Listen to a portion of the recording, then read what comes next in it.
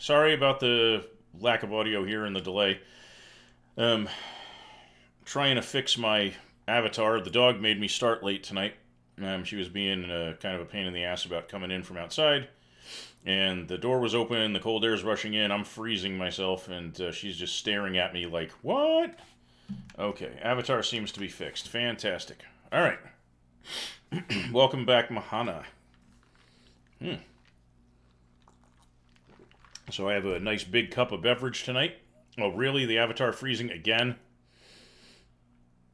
Oh, not good. What is wrong with this thing? It never has this kind of a problem. Alright, let's move the camera up. There we go.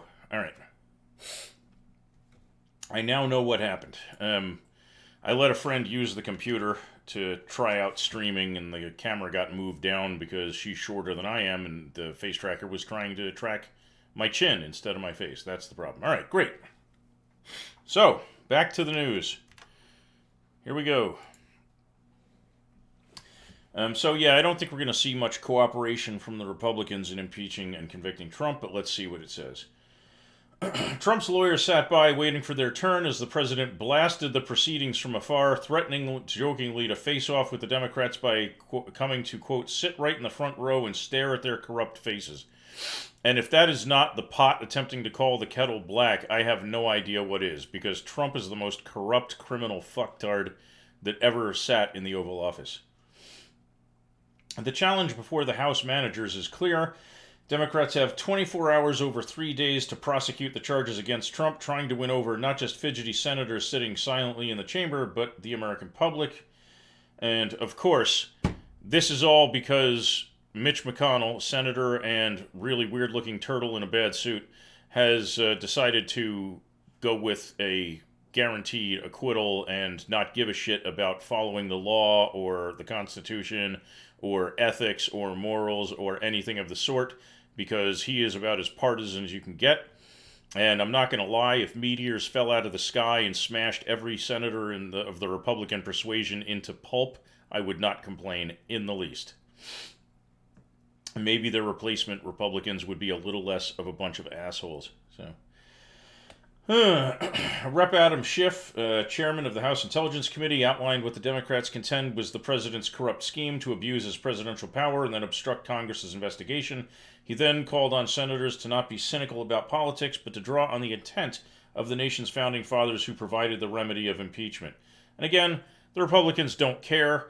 This is just a show trial. The president is obviously guilty of all charges. The Democrats are obviously doing the right thing. And the Republicans obviously don't give a shit because they are all about power and consolidating power and maintaining power and never giving an inch and fucking the American people harder than a giant bladed dildo.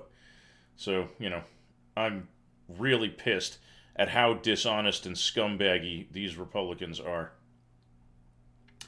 Over the coming days, we will present you and the American people the extensive evidence collected during the House's impeachment inquiry into the president's abuse of power, said Schiff.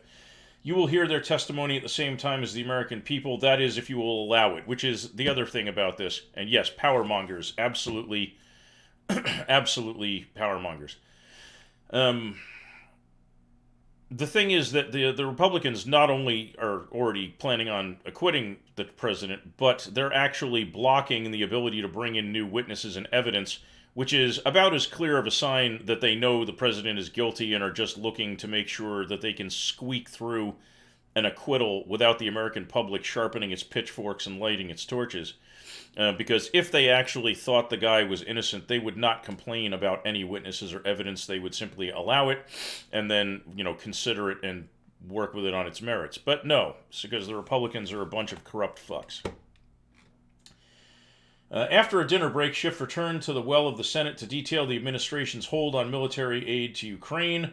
He played several clips of testimony from Ambassador William Taylor, who said the assistance was held back as Trump pushed the country... Oh, goodness. My wife must be home. She's been out late tonight. To announce investigations of Democrats. The minute you start bribing or blackmailing a foreign leader to try to give you a positive political outcome here in the United States, you're obviously unfit to hold the office of president. And not only should you be kicked out of that office, but you should also be thrown in prison. Most senators sat at their desks throughout, as the rules stipulate, though some stretched their legs standing behind desks or against the back wall of the chamber, passing the time. Visitors watched from the galleries, one briefly interrupting in protest. I wonder what kind of protest that was. The Democrats wrapped up the first day of their presentation shortly before 10 a.m. Eastern Time. The proceedings are unfolding at the start of an election year, and there are few signs that Republicans are interested in calling more witnesses or going beyond a fast-track assessment that is likely to bring a quick vote on charges related to Trump's dealings with Ukraine. Which is a polite way of saying the Republicans don't care what the evidence says. They plan to acquit. He could show up at the Senate chamber stabbing, a sequence of 50 or 60 children to death, all on camera, and they would still vote to acquit him. Several GOP senators said Wednesday they'd seen no evidence to support the allegations against Trump, because of course they would say that, because they're a bunch of lying scumbags, even though just 24 hours earlier they had rejected subpoenas for witnesses and documents, because of course they did, because they don't want evidence in the trial. They just want to be able to vote to acquit and not let anybody see the actual evidence and not be confronted with it, so that when they acquit him, even their own constituents won't be able to say, well, you saw the evidence, and... So it's a clear move to make sure that this trial is nothing but a show. Democrats, meanwhile, described the evidence against the president as overwhelming, but said senators have a duty to gather more. The trial marks the third time the Senate has weighed in whether an American president should be removed from office. Democrats argue Trump abused his office by asking Ukraine to investigate political rival Biden while withholding crucial military aid, which, by the way, apparently he withheld all aid to the country, not just military, and also obstructed Congress by refusing to turn over documents or allow officials to testify in the House probe. Republicans have defended Trump's actions because, of course they do, because, again, he could murder children in front of them on television and they wouldn't care. And cast the process as a politically motivated effort to weaken the president in the midst of his re-election campaign. Absolutely, it's meant to weaken the president because he deserves it. Because he is a criminal. Because he is corrupt. Because he is guilty of the charges against him. Of course it's about getting rid of him. What the hell else would it be? Assholes. A new poll from the Associated Press Nork Center for Public Affairs Research shows the public is slightly more likely to say the Senate should convict and remove Trump in office than to say it should not. 45 to 40, but a sizable percentage, 14%, said they don't know enough to have an opinion, which is an indictment of the ignorance of the American public, because that is almost 1/6 of the American people not giving enough of a shit about their president being a vile criminal bastard to actually read a fucking article about it, which is just mind-blowingly bad. So shame on those people. Read the friggin' news, dude. One question there's wide agreement on: Trump should allow top aides to appear as witnesses at the trial. About 7 in 10 said so, including majorities of Republicans and Democrats. Good. Not that the Republicans in Congress, or in the Senate, are going to give a shit, but it's good that at least people are saying that. The strategy of more witnesses, though, seems all but settled. Wrangling over rules for the trial stretched past midnight Tuesday night, with Republicans shooting down one by one Democratic efforts to get Trump aides, including former National Security Advisor John Bolton, Secretary of State Pompeo, and Acting Chief of Staff Mark Mulvaney to testify. And again, this is basically the Republicans in the Senate acting as if they are part of the defense team rather than acting as impartial jurors in a trial, which, by the way, they swore an oath to do. So in addition to being corrupt scumbags, they're also lying corrupt scumbags who are committing perjury by having given an oath and then failed to, or at least whatever the crime is for violating your oath, as a senator. They've done that, obviously, which is just ridiculous. One long-shot idea to pair one of Trump's preferred witnesses, Biden's son, Hunter, with Bolton or another Democrat was swiftly rejected. That's off the table, Senate Democratic leader Chuck Schumer told reporters. That is a big mistake. Honest to Christ, that's a big mistake. Because you know what? Who gives a shit if Hunter Biden is guilty of some shit? It doesn't change whether or not Trump is guilty of everything. And if Hunter Biden has to go to jail for his crimes in order to get Trump to go to jail for his crimes, fuck Hunter Biden. No offense. But if they can provide evidence he's guilty, he's guilty. If they can't, then he's not. But they should definitely let him in if it means they're going to get the actual witnesses they need to convict Trump. That to me seems like the Democratic National Committee influencing Chuck Schumer to say you can't do anything to undermine our preferred candidate to run against Trump in the November election. So that's another whole kettle of fucking fish, that the DNC has learned absolutely nothing from 2016 when they basically rigged the primaries to make sure we got their preferred candidate, and they're doing it again to get, Joe Biden to be the preferred guy, undermining every other candidate, and they're going to lose to Trump if they do that for the same reason that Hillary Clinton lost, which is that Trump is a populist and he can energize people to get to the polls, whereas milquetoast people who are centrists and establishment characters are not going to be able to do it in enough numbers to provide the overwhelming landslide that's going to be necessary to defeat Trump in 2020. Let's see. Trump, who was in Davos, Switzerland, attending a global economic forum, praised his legal team and has suggested he would be open to his advisors testifying, though that seems unlikely. He said there were national security concerns that would stand in the way. Hello, wife. I am glad you are home. Hi, husband. I'm glad to be home. Yep. And welcome back, Nietzsche. After the House prosecutors present their case, the president's lawyers will follow with another 24 hours over 3 days. They're expected to take only Sunday off. There's a lot of things I'd like to rebut, said Trump lawyer Jay Sekulow at the Capitol, and we will rebut. Which means they've got some kind of lies and bullshit in place where they're just going to deny that Trump did anything wrong by saying something stupid like, yeah, of course he withheld that aid, but he wasn't wrong to do so, even though that's clearly blackmail, because nudge, nudge, wink, wink, blackmail's spiffy. Devil Dog, welcome. How are you doing? Is Devil Dog fine, or do you actually want the number? Because that would start to get kind of long in the name. Hang on just a moment. Wife is looking at me funny.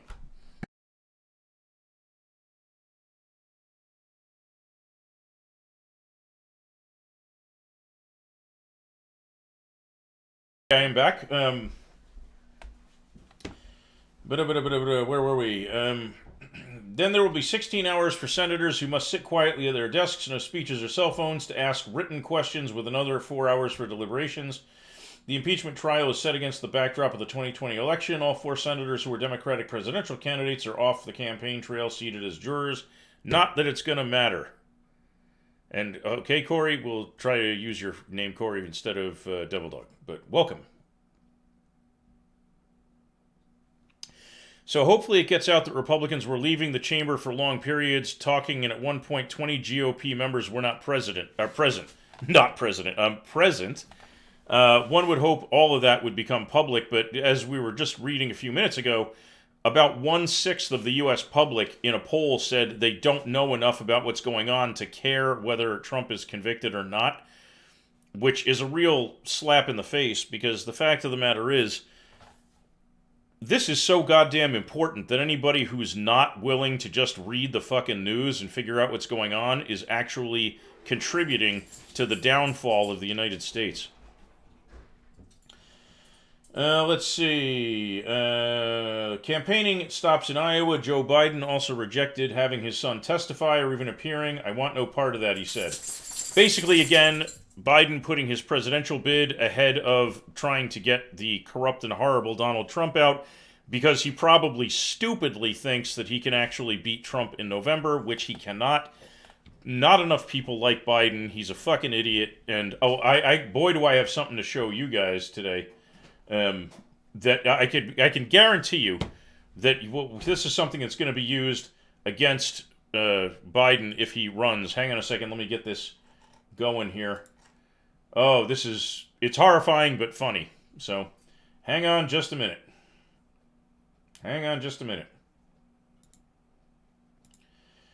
Here we go. All right, and this was never the way I planned. Okay, here we go. Are you ready? This was never the way I planned. Not my intention. I got so brave behind. Look how uncomfortable these women look.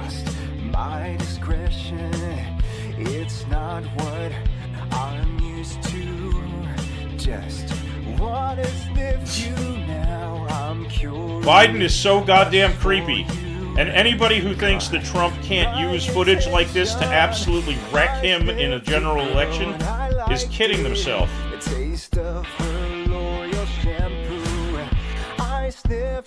Look at this! Look at how creeped out these poor girls and women are. Ew! Look at this! Oh my God!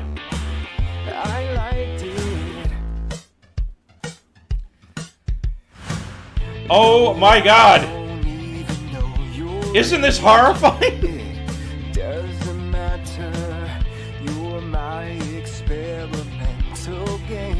Look at these people cringing away from him. It's not what old men do. Is there anybody who thinks that Trump would not use this and absolutely destroy Biden as a candidate? Look at this!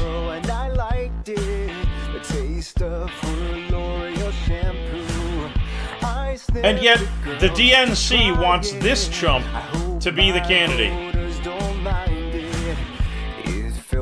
I mean, how many times can you do this that you actually can put a whole music video to it?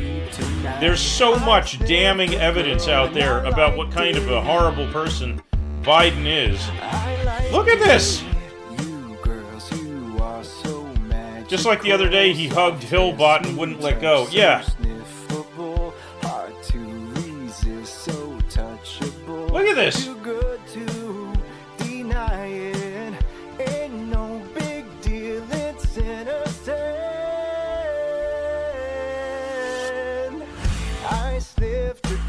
Hey, hon, come here. You won't be on camera. Just look at this.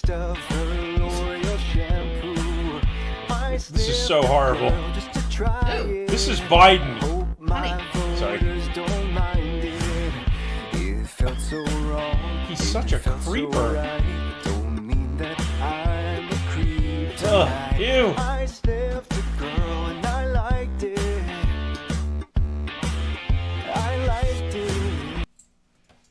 Ugh, gross.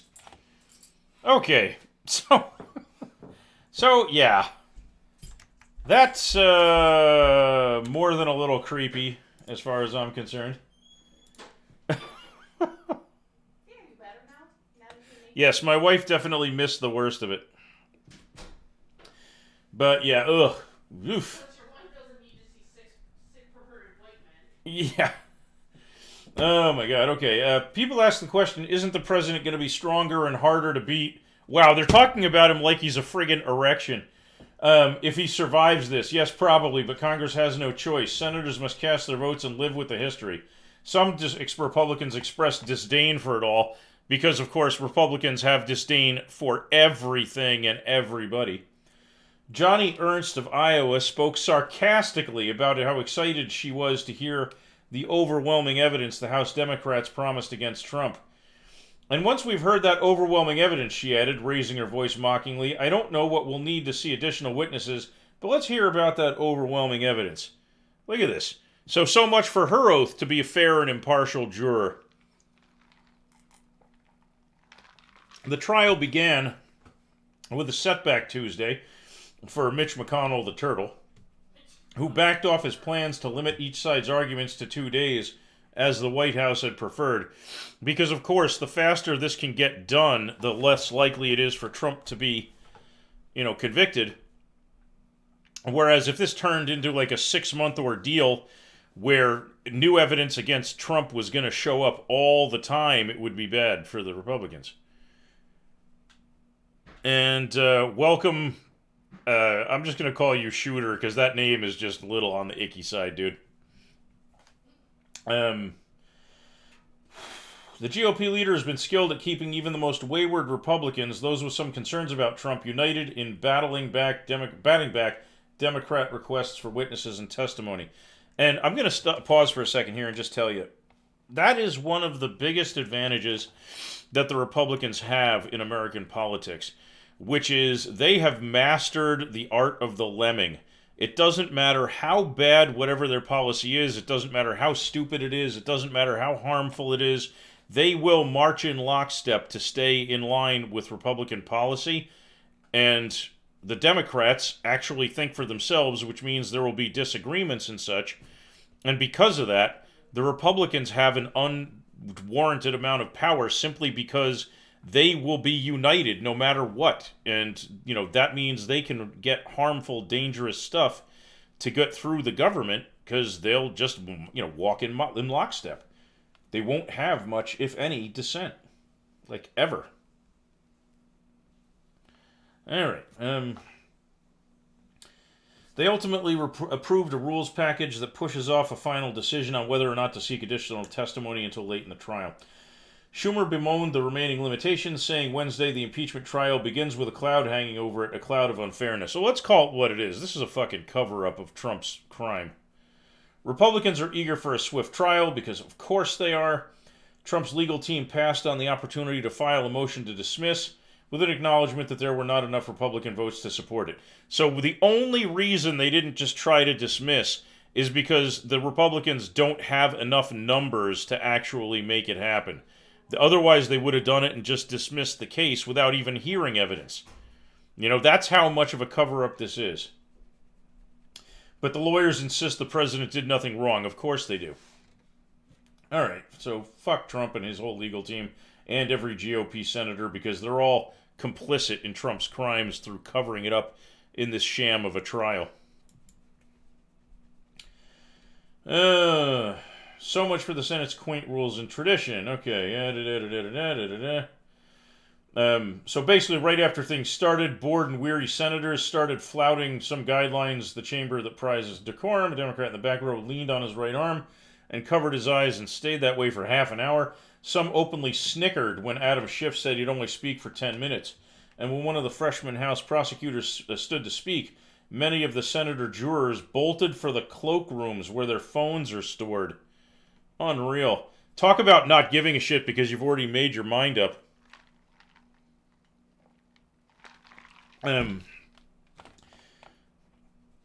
I do see the members moving and taking a break, observed freshman Rep. Jason Crow of Colorado, one of the prosecutors, in mid-speech at the center podium. I probably have another 15 minutes. Oh, man. So we had people chewing gum, snacking, yawning, and napping. What the fuck?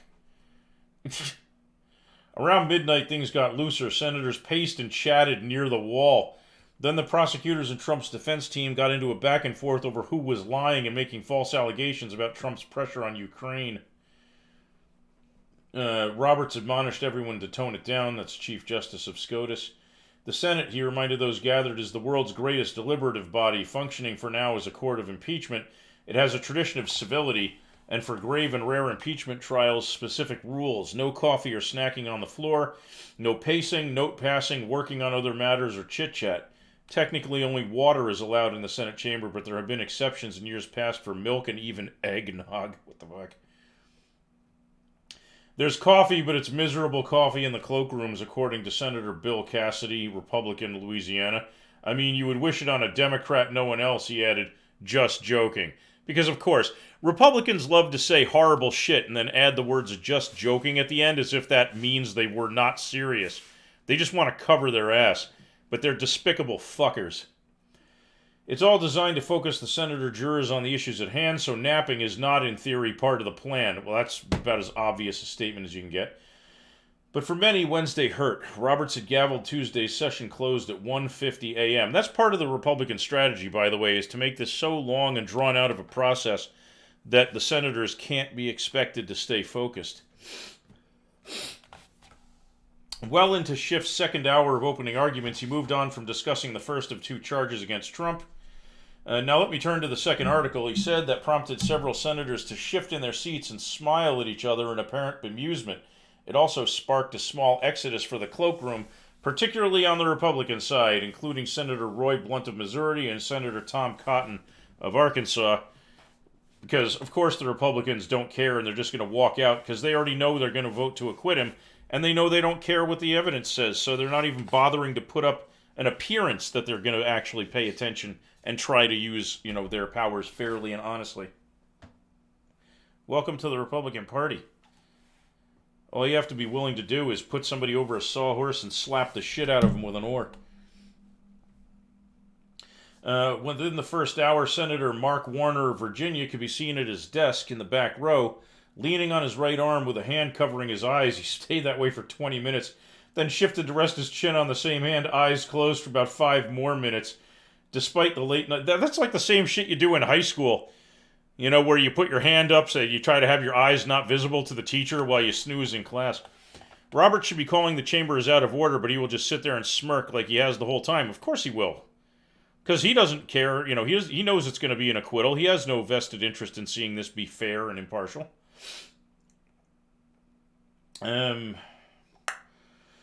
a veteran speaking on the impact of Trump's holdup of military aid to Ukraine, had trouble holding the Senate's attention. Some senators left their seats and headed to cloakrooms, stood in the back, or openly yawned. At one point during his address, more than 10 senator seats were empty. He wondered aloud if the Senate wanted to take a recess, but no dice. McConnell said there would be no break until dinner, more than an hour later. The water-only practice seemed to be one guideline the senators could get around by tradition. Cotton, the Republican from Arkansas, for example, was seen drinking a glass of milk. Spokeswoman Caroline Tabler said Cotton was drinking skim milk. Who gives a shit? A nice compliment to the chocolate snacks he and other senators were getting in the cloakroom from one lawmaker's desk. Oh, God. Canadian monarchist gamer, welcome. We're trying to get caught up on this sham of a trial that is called the impeachment proceeding in the Senate. Man.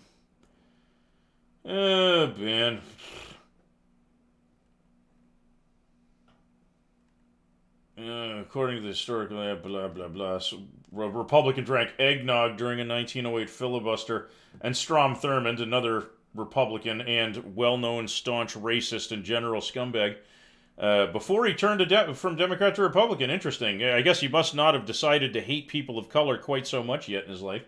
In 1957, drank orange juice during his record 24-hour filibuster. Oh, there it is. Against the Civil Rights Act.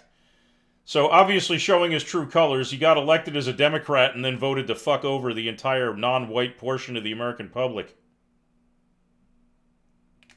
Correct, Nietzsche. Oh, man.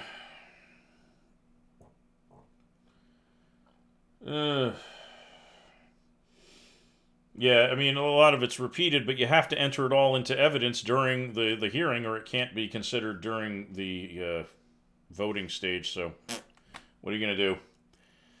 And another positive news, there's a fucking plague outbreak of some description in China, and that's looking like it's going to be the hellish disease of the year. A Chinese city of more than 11 million people planned to shut down outbound flights and trains Thursday as the world's most populous country battled the spread of a new virus that has sickened hundreds and killed 17. And this is only in the early stages of it, so you can expect those numbers to get higher over the next week or so. Everyone in the city of Wuhan was to be restricted to some degree. The state-owned People's Daily newspaper said no one would be allowed to leave. The official Xinhua news agency said no one would be permitted to leave without a specific reason. Train stations and the airport were shut down at 10 a.m. Buses, subways, ferries, and long-distance shuttle buses would also be temporarily closed. Most of the cases are in Wuhan and the surrounding Hubei province, but dozens of infections have popped up this week around the country as millions travel for the Lunar New Year, one of the world's largest annual migrations of people. A handful of infected people who came from Wuhan have also been found overseas. Fantastic. Let's make sure that virus kills half the planet. Yeah. Wow. Spreading all over the place. The WHO put off deciding whether to declare the outbreak a global health emergency and asked expert committee to continue meeting for a second day on Thursday. And this, by the way, is how you get a global fucking plague. When you're in the early stages and you have the opportunity to say, let's quarantine them for 2 weeks and make sure that this is contained, you sit around in goddamn committees waiting until it's impossible to contain it and then go, maybe we should have done that. It's like The Fucking Stand by Stephen King.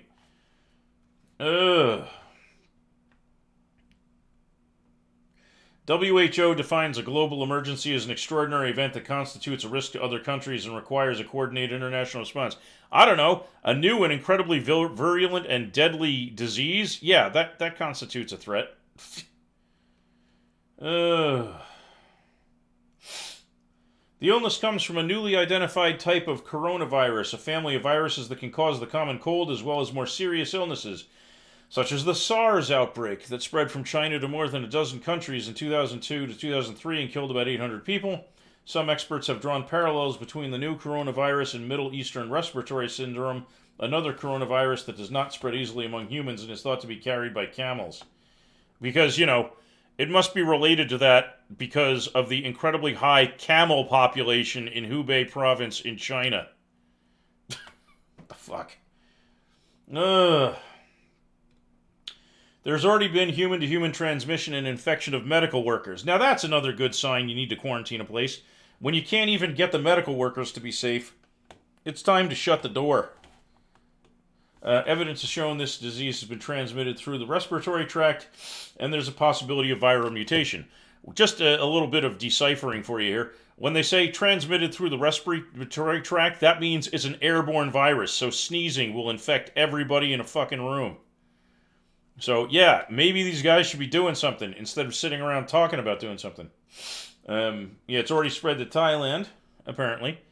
The situation is under control here, the Thai public health minister said, because of course he does, to avoid a national panic. What the hell? A professor at Oxford said there were 3 criteria for the outbreak to be considered an international emergency. It must be an extraordinary event. How exactly do you define an extraordinary event? There must be a risk of international spread, which there is, and a globally coordinated response is required, which there would be to contain a virus that's already spread to several countries. In my opinion, those criteria have been met. Good. There's at least one guy on the ball. In response to the U.S. case, it's even here in the United States, Trump said, we do have a plan and we think it's going to be handled very... Oh, God, really? That's his... We have a good plan. It's the best plan. It's very good. It's a best plan. It's a perfect plan. He said the U.S. and China were both in very good shape. Using his usual amount of eloquence and single, monosyllabic words.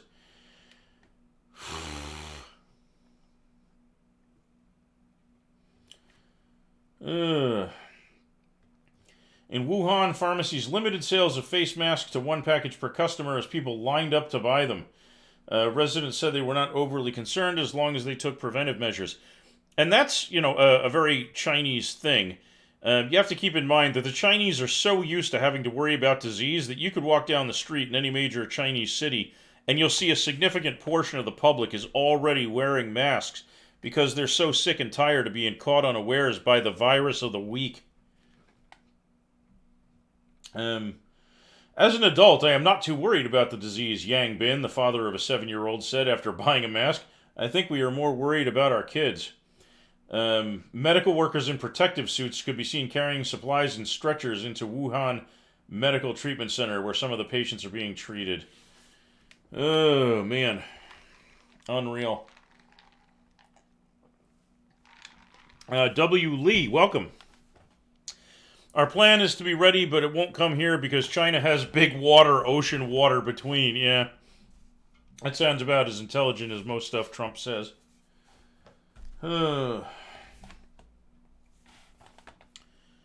exactly. Trump voice. You know who does a good Trump impersonation is Stephen Colbert. His Trump, gag is fantastic.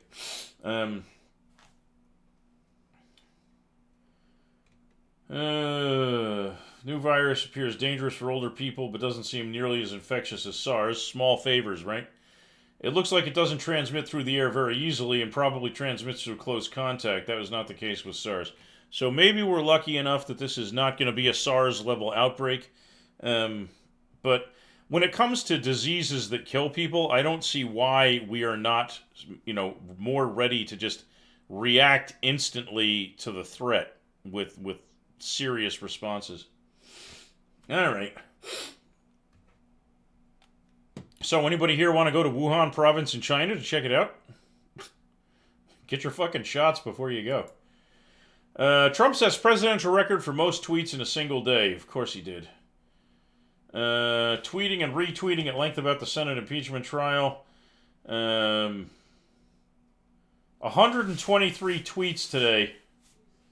Or no, he barreled through it. He did more today, apparently. Unreal. 161 in 2015. So he's just going there retweeting a bunch of shit. Oh, God. He shared an image posted by White House social media director that shows Trump in front of a fiery scene meant to symbolize the incineration of the deep state. Give me a break.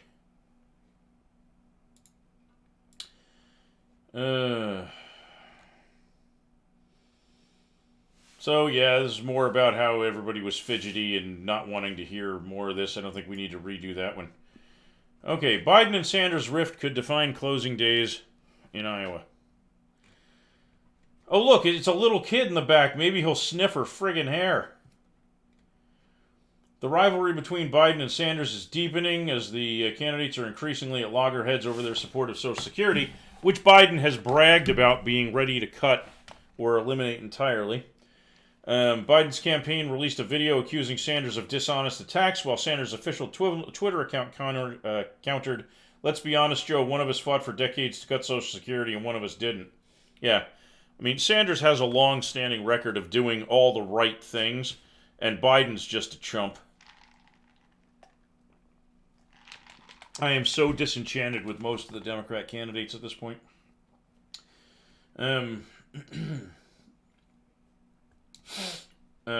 supported the balanced budget constitutional amendment, which, in case you're not familiar with those, sounds like a good idea on paper, but what they really mean is that you have to slash spending on a ton of things that help the public in order to balance it. Republicans don't mind deficit spending, which is spending more than you have in the budget, when it's on things like the military and tax breaks for rich people and things like that. But the minute anybody says that somebody who's down on their luck might be able to feed their kids, fuck them, say the Republicans. Let them starve. Let them die in the street. Let them all lose their houses. Let them go bankrupt because they got sick once. That's the Republican way. And Biden was on board with it. But now he says he wouldn't have cut Social Security, even though there's video of him saying everything is on the table, like specifically saying, including Social Security. Biden tacitly acknowledged Wednesday that he's moved to the left over the years on Social Security, which is another way of saying he used to be basically a Republican, and now he's just saying left-leaning stuff because he's running for president as a Democrat. But he compared with that with Sanders' legislative history on gun control, an issue that, like Social Security, is a core concern to Democratic voters. Just so that you know, Sanders' policy on gun control is not let them have all the guns they want. Okay, it is, he's part of a state where there's a pervasive, hunting culture and such, and he has to be, on board with that. But let's take a look at the Sanders website.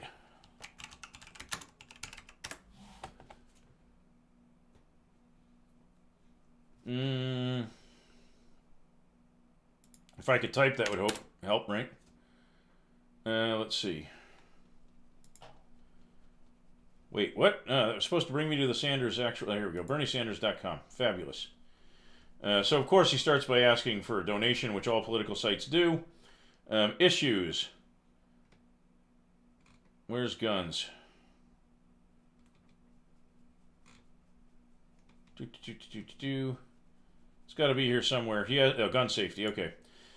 So he wants to fight the NRA because the NRA is the organization that pushes for the really dangerous gun-related shit. Expand background checks. Fine. End the gun show loophole. Also good. Ban the sale and distribution of assault weapons. Thumbs up on that one. They're tools of war. There's no reason why they should be sold to civilians. I completely agree.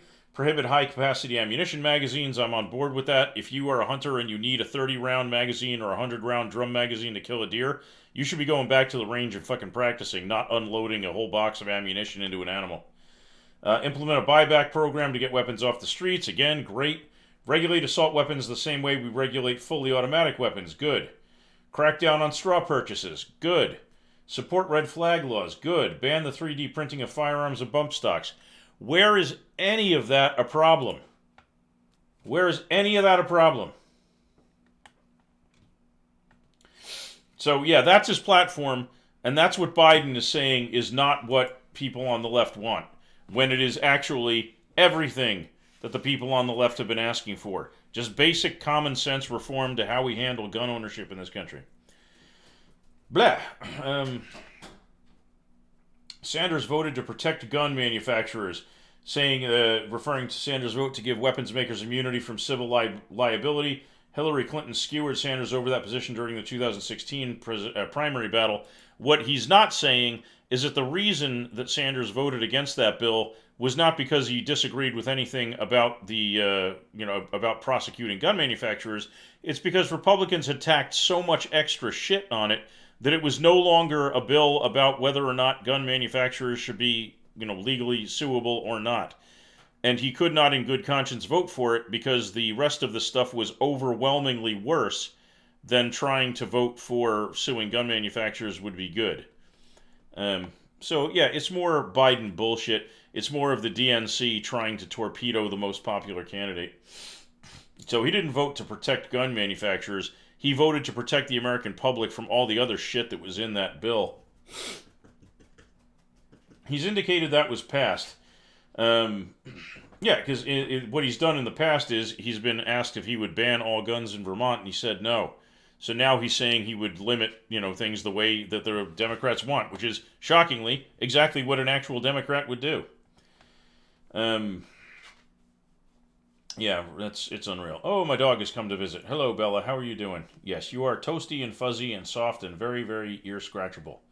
Because you're a good girl. As long as you're not digging holes in the carpet again, you're a good girl. Whew, okay. We not only have to unite the party, we have to unite the country. I agree.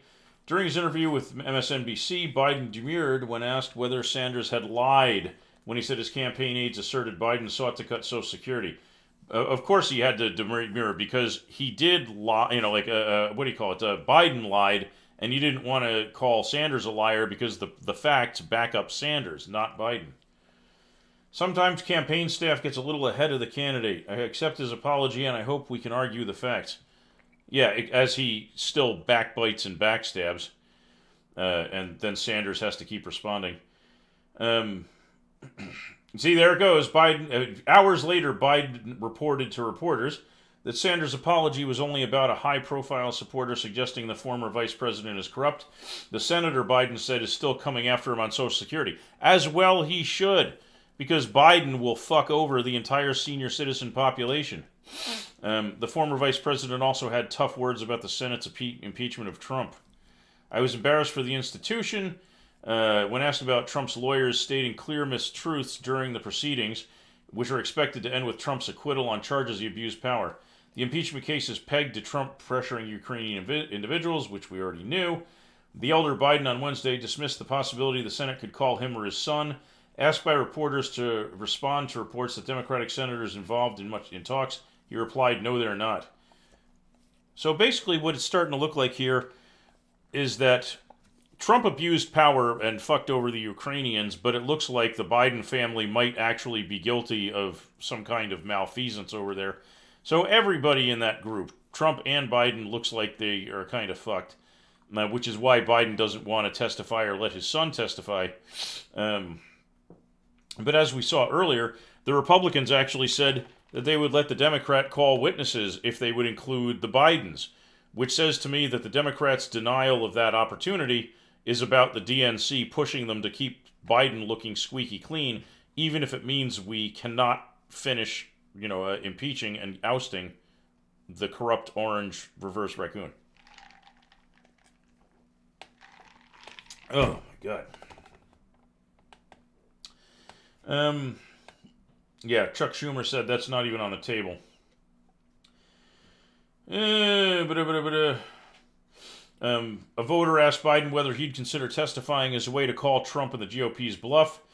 And his response was, the reason I would not make a deal, this is a constitutional issue, and we're not going to turn it into a farce, into a political theater. Biden said, "I'm not going to play his game. It's the Senate's job now to try him. My job now is to beat him," which is another way of saying he knows that it would not go well for him, because if he thought he and his son's participation would help crush Trump, he'd already be in D.C. ready to testify. Oh, holy Schmidt on a shingle, people. Holy Schmidt on a shingle. All right. So, to those who are here today, are there any issues going on in the world that you want to discuss, or do you want me just to continue with the news wrap-up? Because I can take it either way.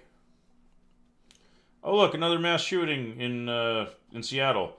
Because, of course, there's no problem with gun violence in this country. South Carolina official switches support from Biden to Sanders. Maybe they saw that video of him sniffing everybody's fucking hair. Ugh.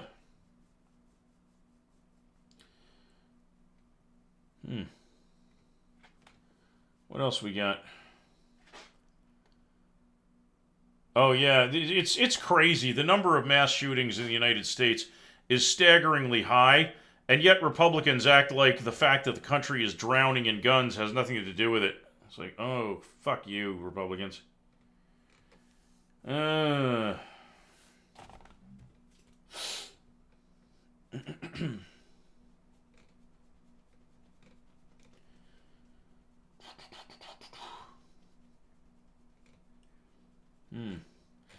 Of course the Trump administration approves the Keystone Pipeline on U.S. land. Because who cares if we spill millions of gallons of oil on American, preserved lands and destroy natural habitats and generally fuck up the planet as long as somebody can make a buck. In related capitalism news on the shooting, Uber jacked up rates in that area after the shooting due to high demand. Uh-oh, Doggo has decided to dig a hole in the carpet. Bella? Bella? Hey! Uh-oh. Can you guys hear the dog digging a hole in the carpet? I bet you can. Yeah, you need to stop doing that, Bella. Oh my god, really? Come here, boo-boo. Bella, come here. Can you sit? There we go. See, isn't it better to get an under-the-chin scratch than to scratch the carpet, Bella? Isn't this better? Yes, it is. She's usually a good girl. She just, when she gets bored, she starts digging at the carpet. And my wife came home from her very long work day and went to bed. And now I am in here doing this, and the door is closed to the bedroom so my wife can sleep. And now Bella's bored because I can't pay attention to her the way she wants me to, which would usually involve playing like indoor fetch or just giving her belly rubs or whatever. But, we're doing this, so Bella has to be okay with it. Because I'm the boss of this house, except for when Bella's the boss of this house. And except for when my wife is the boss of the house, because I love my wife and I love my doggo, and I'm kind of a pushover for both of them, so ha. But, secret to a happy marriage. We've been married 20 years and change. So it'll be 21 in just a couple months. So it's the blackjack year for our marriage. Let's see. Okay. Can you sit, Bella? I need to do some stuff here. DC claims inaugural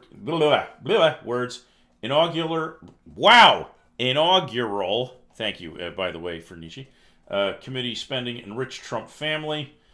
The committee spent more than $1 million to book a ballroom at the Trump International Hotel in the nation's capital as part of a scheme to grossly... Okay. So, yeah, what a shock. Trump has been making money off of the presidency since day one. Ooh, excuse me. Wow. This article ought to be worth it just to see the epic bad hair on this guy. Holy shit, that goes beyond mullet and into, like, is that a hairpiece, dude? Do you see this, dude? What the hell? You got the under-the-chin beard going up into an over-the-lip stash. This guy looks like he should be starring in some really bad 1970s X-rated movie. Okay, who has the best idea for a caption? Like, what would this guy's porn movie name be? Like, nothing that would break TOS. But, like, mullet stash or something like that. It's crazy. All right, former Oklahoma City zookeeper with that hair and one-time candidate for governor was sentenced Wednesday to 22 years in prison for his role in a murder-for-hire plot and violating federal wildlife laws. What was he doing? Sicking the animals on people? This is great. A federal judge in Oklahoma City sentenced 56-year-old Joseph Allen Maldonado Passage, wow, who is also known as Joe Exotic. I guess we have the porn name. For trying to arrange the killing of a Florida animal sanctuary founder who criticized his treatment of animals. The woman, Carol Baskin, wasn't harmed. Maldonado Passage, who maintained his innocence, also was sentenced for killing 5 tigers, selling tiger cubs, and falsifying wildlife records. A jury convicted him last April. I still maintain my innocence. He looks like he's wearing an animal for a hairpiece. Maintain my innocence. Looking forward to the upcoming days, to my attorneys filing my appeal and moving on to the next step in this nightmare, he said in a statement posted to Facebook. Oh, God. Paid a man $3,000 to travel to Florida and kill Baskin with a promise to pay more after she was dead. He was upset now for being an outspoken critic and had won a civil judgment against him. He then, I guess, offered $10,000 to an undercover FBI agent.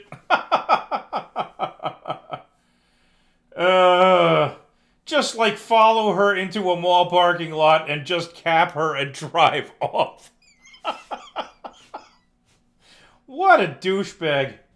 Known for his blonde mullet and expletive-laden rants on YouTube, Maldonado Passage appeared on John Oliver's Last Week Tonight when he was a 2016 write-in candidate for president.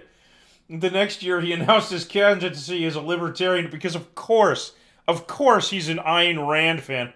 Libertarian candidate for Oklahoma governor, ultimately finishing 3rd in a 3-way primary. He actually got votes.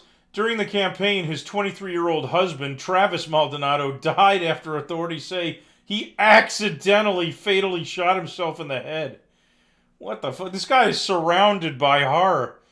Gavin County Sheriff Larry Rhodes said at the time that witnesses reported Maldonado put a loaded gun to his head and pulled the trigger to prove the weapon would not fire with the magazine removed. Unbelievable.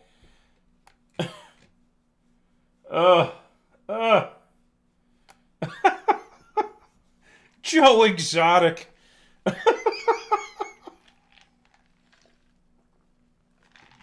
Oh, man. Wow. I'm sorry, I can't get over that one. Wow. AP fact check, Trump's false account of Ukraine episode. I don't even need to read that because we all know it was bullshit.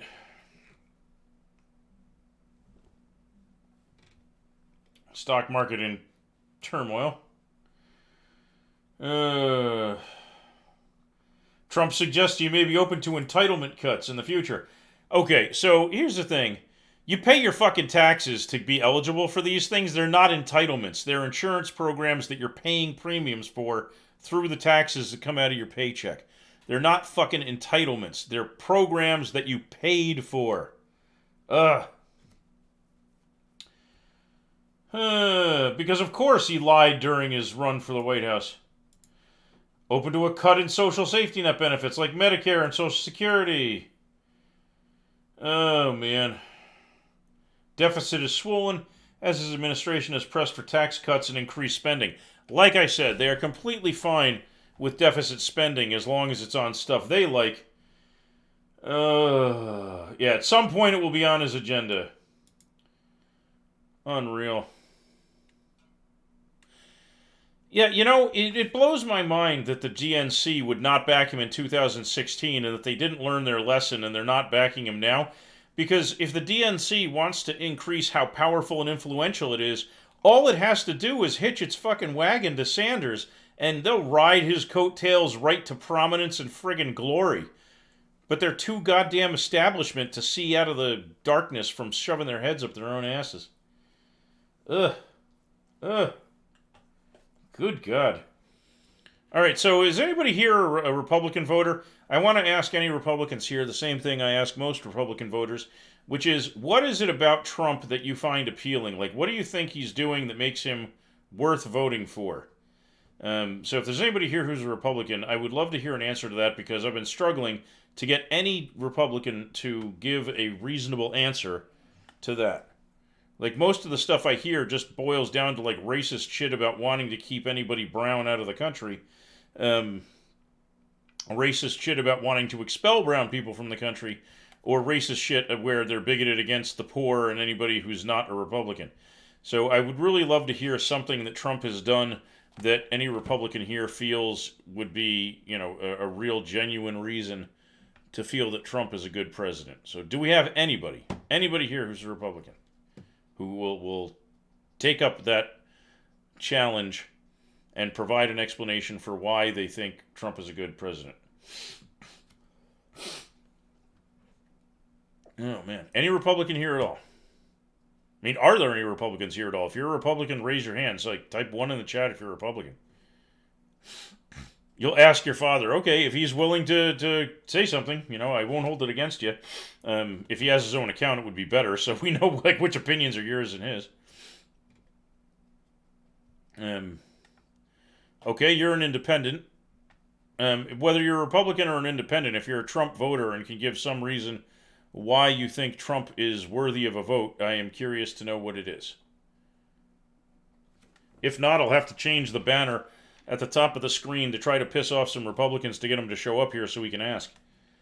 Because we already know that it works well as a marketing thing. I keep getting reinforcement of that every time I put up a controversial banner.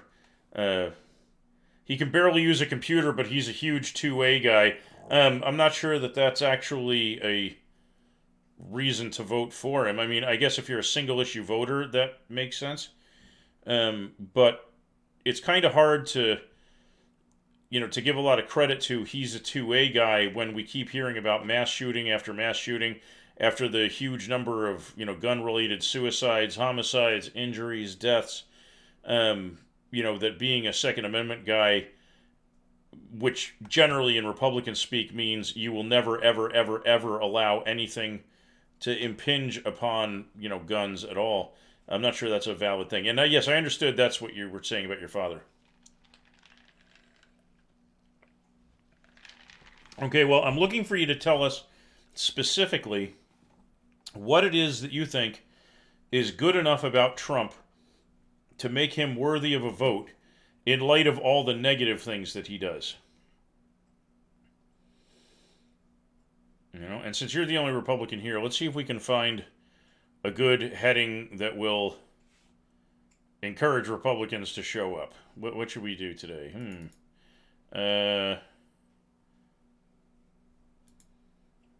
Okay, that's not necessarily a bad thing, Devil Dog. But again, that's not a statement of why Trump is deserving of a vote. Like, I'm looking for specifics.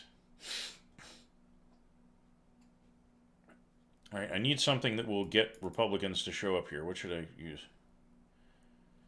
Well, I mean, let's let the non Democrat voters answer for themselves here. Because I actually am hoping somebody will give me some kind of useful answer, mainly because it's so depressing seeing him the way I see him, where he appears to have no positive qualities. Okay,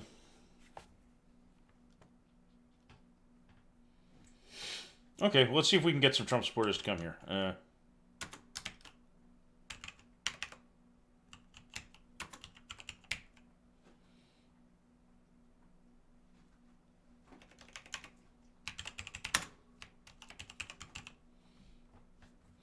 Let's see if this will fit.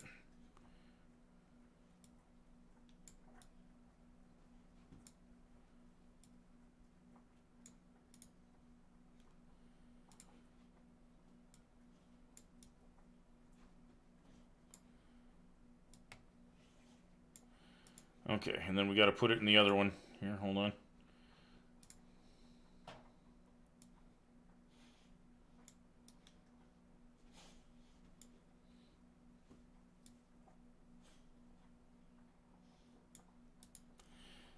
let's see if that gets some people to show up.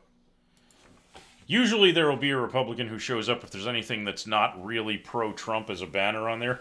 And they'll usually come in, if you pardon the expression, considering what you're talking about, guns blazing. So let's see what happens here. Hang on a sec. Dog's doing something naughty. I got to take care of her. Give me just a minute.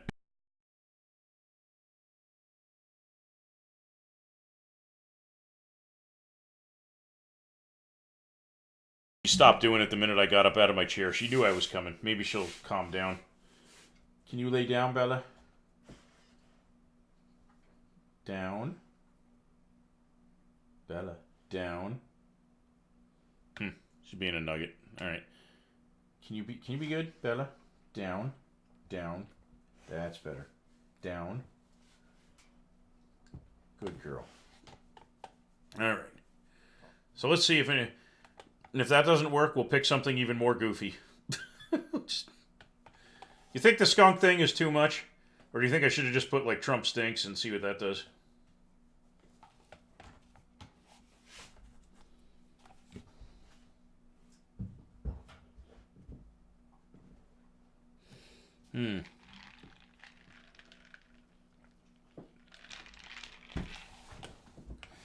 Oh, I know what would get some people to... Hold on. I think I have just the thing. Bella, you gonna be a nugget or are you gonna be good? I need you to be good, Bella.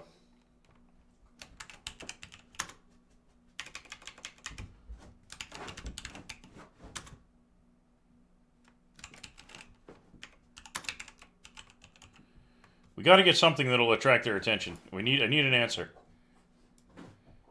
That might do it. What do you think? Will this be better? Let's see. Any odds makers who want to give numbers on whether or not this will get them to show up?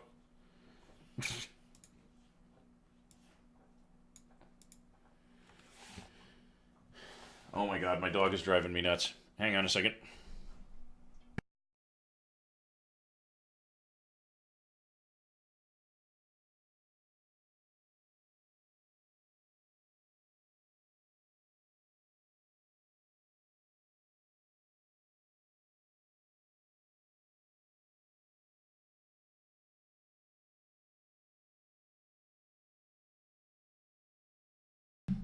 If we think of worse things, we can do that.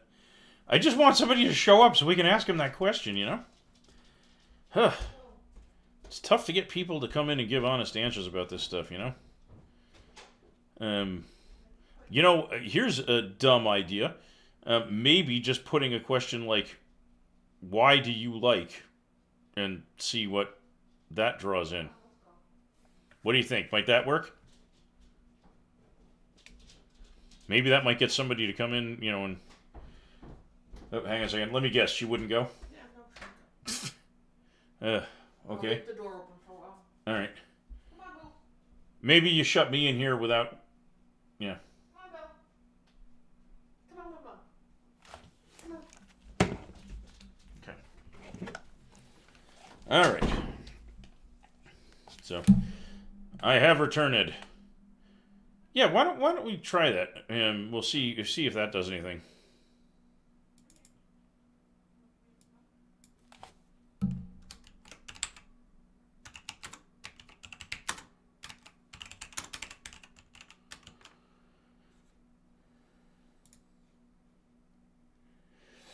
See if this gets more of a response.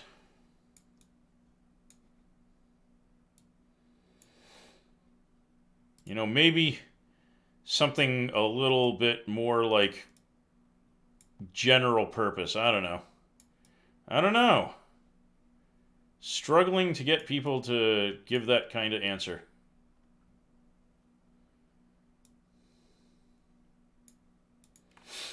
Yeah. Of course, when they see the picture of the bars with the Trump picture behind him, they're going to realize pretty quickly that we're not fans here, or at least a lot of us aren't fans here. But honestly, I don't know why people like him. I just don't. I cannot figure it out. So going back to Devil Dog, so you are a big believer in concealed carry. Would that be accurate?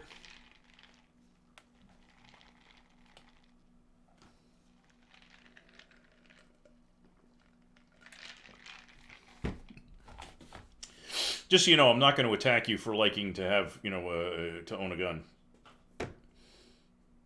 I am always interested in hearing the opinions of people who are real fans of, of carrying and that kind of thing. But I'm not going to tell you that, you're a horrible person for doing it.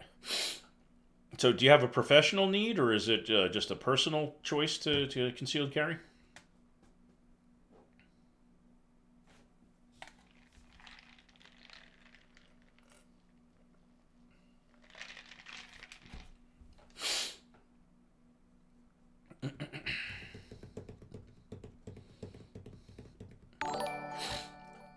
And thank you for the follow, Kikyo.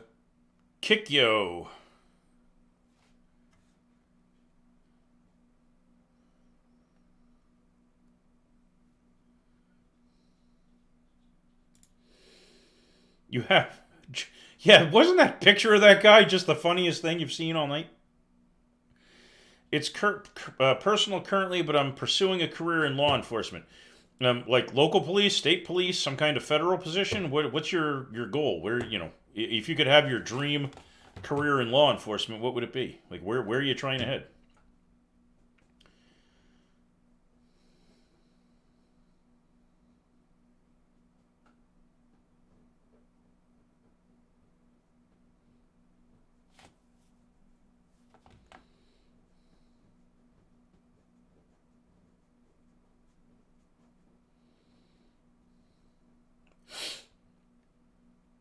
And Kikyo, definitely welcome and thank you for the follow. Just so you know, I always appreciate this kind of stuff.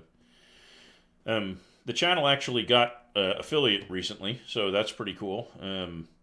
Not expecting money from anybody, but at some point I'm thinking it would be cool if I actually saw a sub. That would tell me I'm doing okay. So cross your fingers for that to happen for me at some point. Local starting out, but I would be open for federal in the future. Okay. So when it comes to concealed carry, I'm usually not like really on the side of gun ownership, etc. I think there are too many guns in the country, and I am horrified by the level of injury and death that goes along with that. You actually have met the guy. That's unreal. Um, does he look even goofier in person? I don't know. But I feel like if somebody is going to carry, it's probably better to do concealed carry than open carry, because open carry, for a lot of times, feels like it's more about the person making a statement in an intimidating way than it is about personal defense or any kind of reasonable reason for doing it. Like walking around with a rifle on your back just seems like it's. Oh my God! Thank you, Nietzsche. The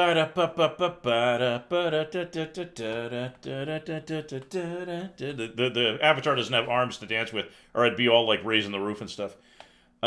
Pay to win ruins games. Most of the streamers use the just chatting category, not politics. Yeah, I know, but because this is politics, I figured that I would stick with where it is, because they just had the politics section open up recently. It hasn't existed for very long.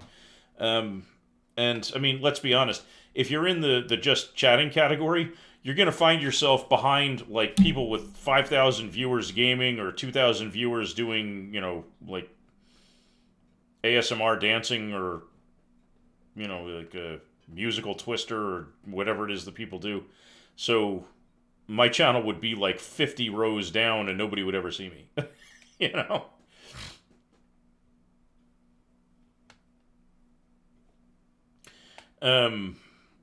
Yes, it's like your stereotype redneck disco guy. But he also owns his own personal zoo. Wow. So he really is kind of, way out there. Welcome, Simba. Hey. Most of the other Pauls with even 100. Yeah, and the thing is, I don't have 100 viewers. When I actually have enough of an audience, if I ever get there, then I would head over to Just Chatting, because then I would stand a chance of being discovered. Devil Dog says, I see no advantage to open carry personally, and the only time I do it is when I'm out in the woods, because it's more comfortable typically, and I'm not expecting to see anyone, but only conceal carry in public. And, well, I mean, let's add to that, if you're out in the woods and you actually need a gun, it's probably because, like, a bear is coming at you or something, or you're about to have a up-close and personal meeting with a honey badger, and you need to get to that thing fast. He was probably too crazy for the Oklahoma Republican Party, so he started his own. Oh man, yeah, that picture of him. Just so you know, Simba, we're talking about a couple things here, but one of them is this bonkers guy who tried to pay two different people, the second one being an undercover FBI agent, to kill a woman who had condemned him for his bad, decisions as a zookeeper. And you got to see the picture of this guy. Look at this dude. His name is um, Joseph Allen Maldonado Passage, but people call him Joe Exotic. And the funny thing is, before I saw that, I was asking the chat here what would his porn name be with that look, and then they say he's actually called Joe Exotic. I'm like, well, I guess we know what that would be.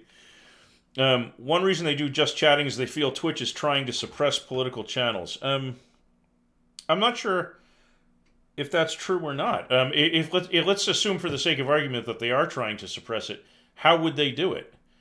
It's not like they're telling us that we can't talk about politics, right? Over here in Oklahoma is like an open carry state. Yeah, I know that there are a lot of places where it's fairly common. I actually find it very intimidating when I see people open carrying, and have for a very long time. But it's also partly because a little less than 3 years ago, well, actually, I'll show you an article about it if I can find it. Hold on. It was.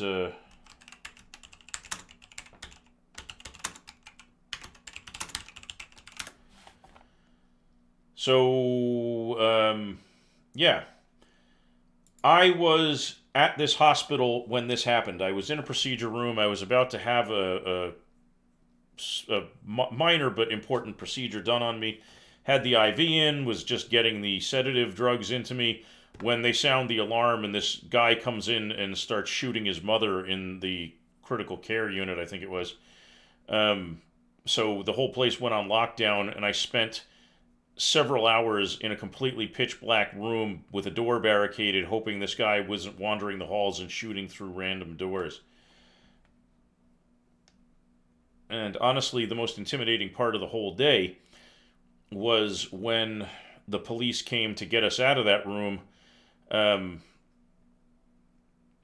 but because we couldn't tell if it was actually a cop outside the door or not. It was me and the doctor and staff that were there to do the procedure on me. And we had no idea if the person saying it's okay to come out was actually a cop or not, My wife had driven me there that day because once you take sedatives, you can't drive yourself home. And she had been out in a waiting room, and when the alarm had gone off, the hospital security had escorted everybody they could out. So she was stuck outside, not knowing if I was alive or dead, and I had left my cell phone in the car since I was going to be, going under sedation, not sitting there goofing around with my phone. So I had no way of contacting her easily to let her know I wasn't dead. And she and her mom were there, and they spent the afternoon wondering if I was going to come out of that hospital feet first or not. And I was in that room wondering if I was going to come out of that hospital feet first or not. I am very, very aware of just what a horrible and terrifying situation it is to be stuck in an armed shooter situation. And I have to say, by the way, pay to win, I have not actually done my emotes yet. I literally just got the affiliate status, so I've only had the ability to do emotes for like 2 days. And stick figures are about as good of art as I can do. If you're looking at my channel, you see the little skeleton face that goes along with my stream name. That's about as good at art as I have gotten. That little, I just used the circle tool to make the bulk of the skull, and then the line tool to make the little teeth and put it in a circle. That's about the extent of my artistic talent. So I'm going to need some help making actual icons. But yeah, that was a horrible experience for me. Devil Dog, it's legal to open carry in Iowa, but only with a permit. I live in New Hampshire, where you could pretty much, go to your local Walmart and buy a tank. I mean, not really, but you can. It's very easy to buy guns. It's very easy to carry guns here. For most stuff, you don't even need a permit. You don't need to do anything but show up at a gun store with an ID, and you can walk away with pretty much anything. Yes, I have a sub now. I am very happy. I have a sub. Whoop! And I believe you subbed, Copter, did you not? Or did you sub to my gaming channel? I don't remember. But I'm pretty sure you subbed recently somewhere.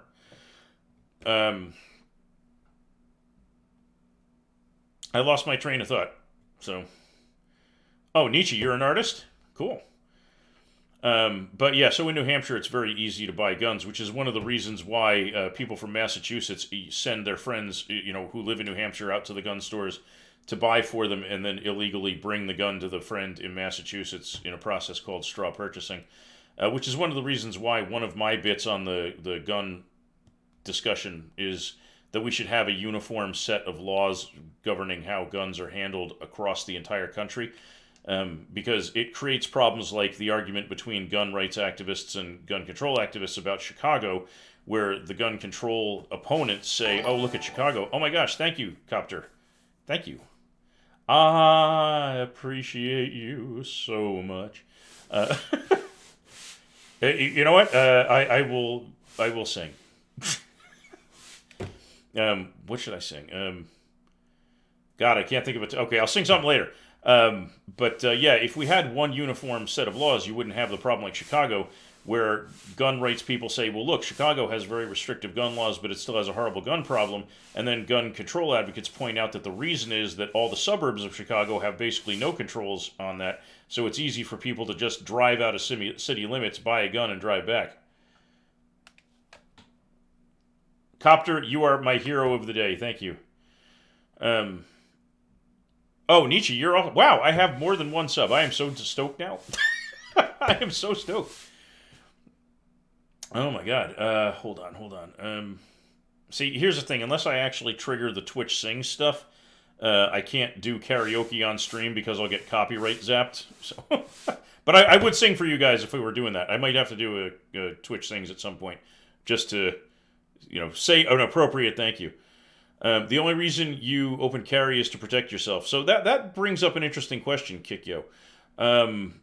Do you live someplace where you are in significant danger? Because what I have seen, and I understand that my personal anecdotal experience does not constitute a representative sample of America, but in my experience, the people I know who carry have never run into any kind of trouble in their lives.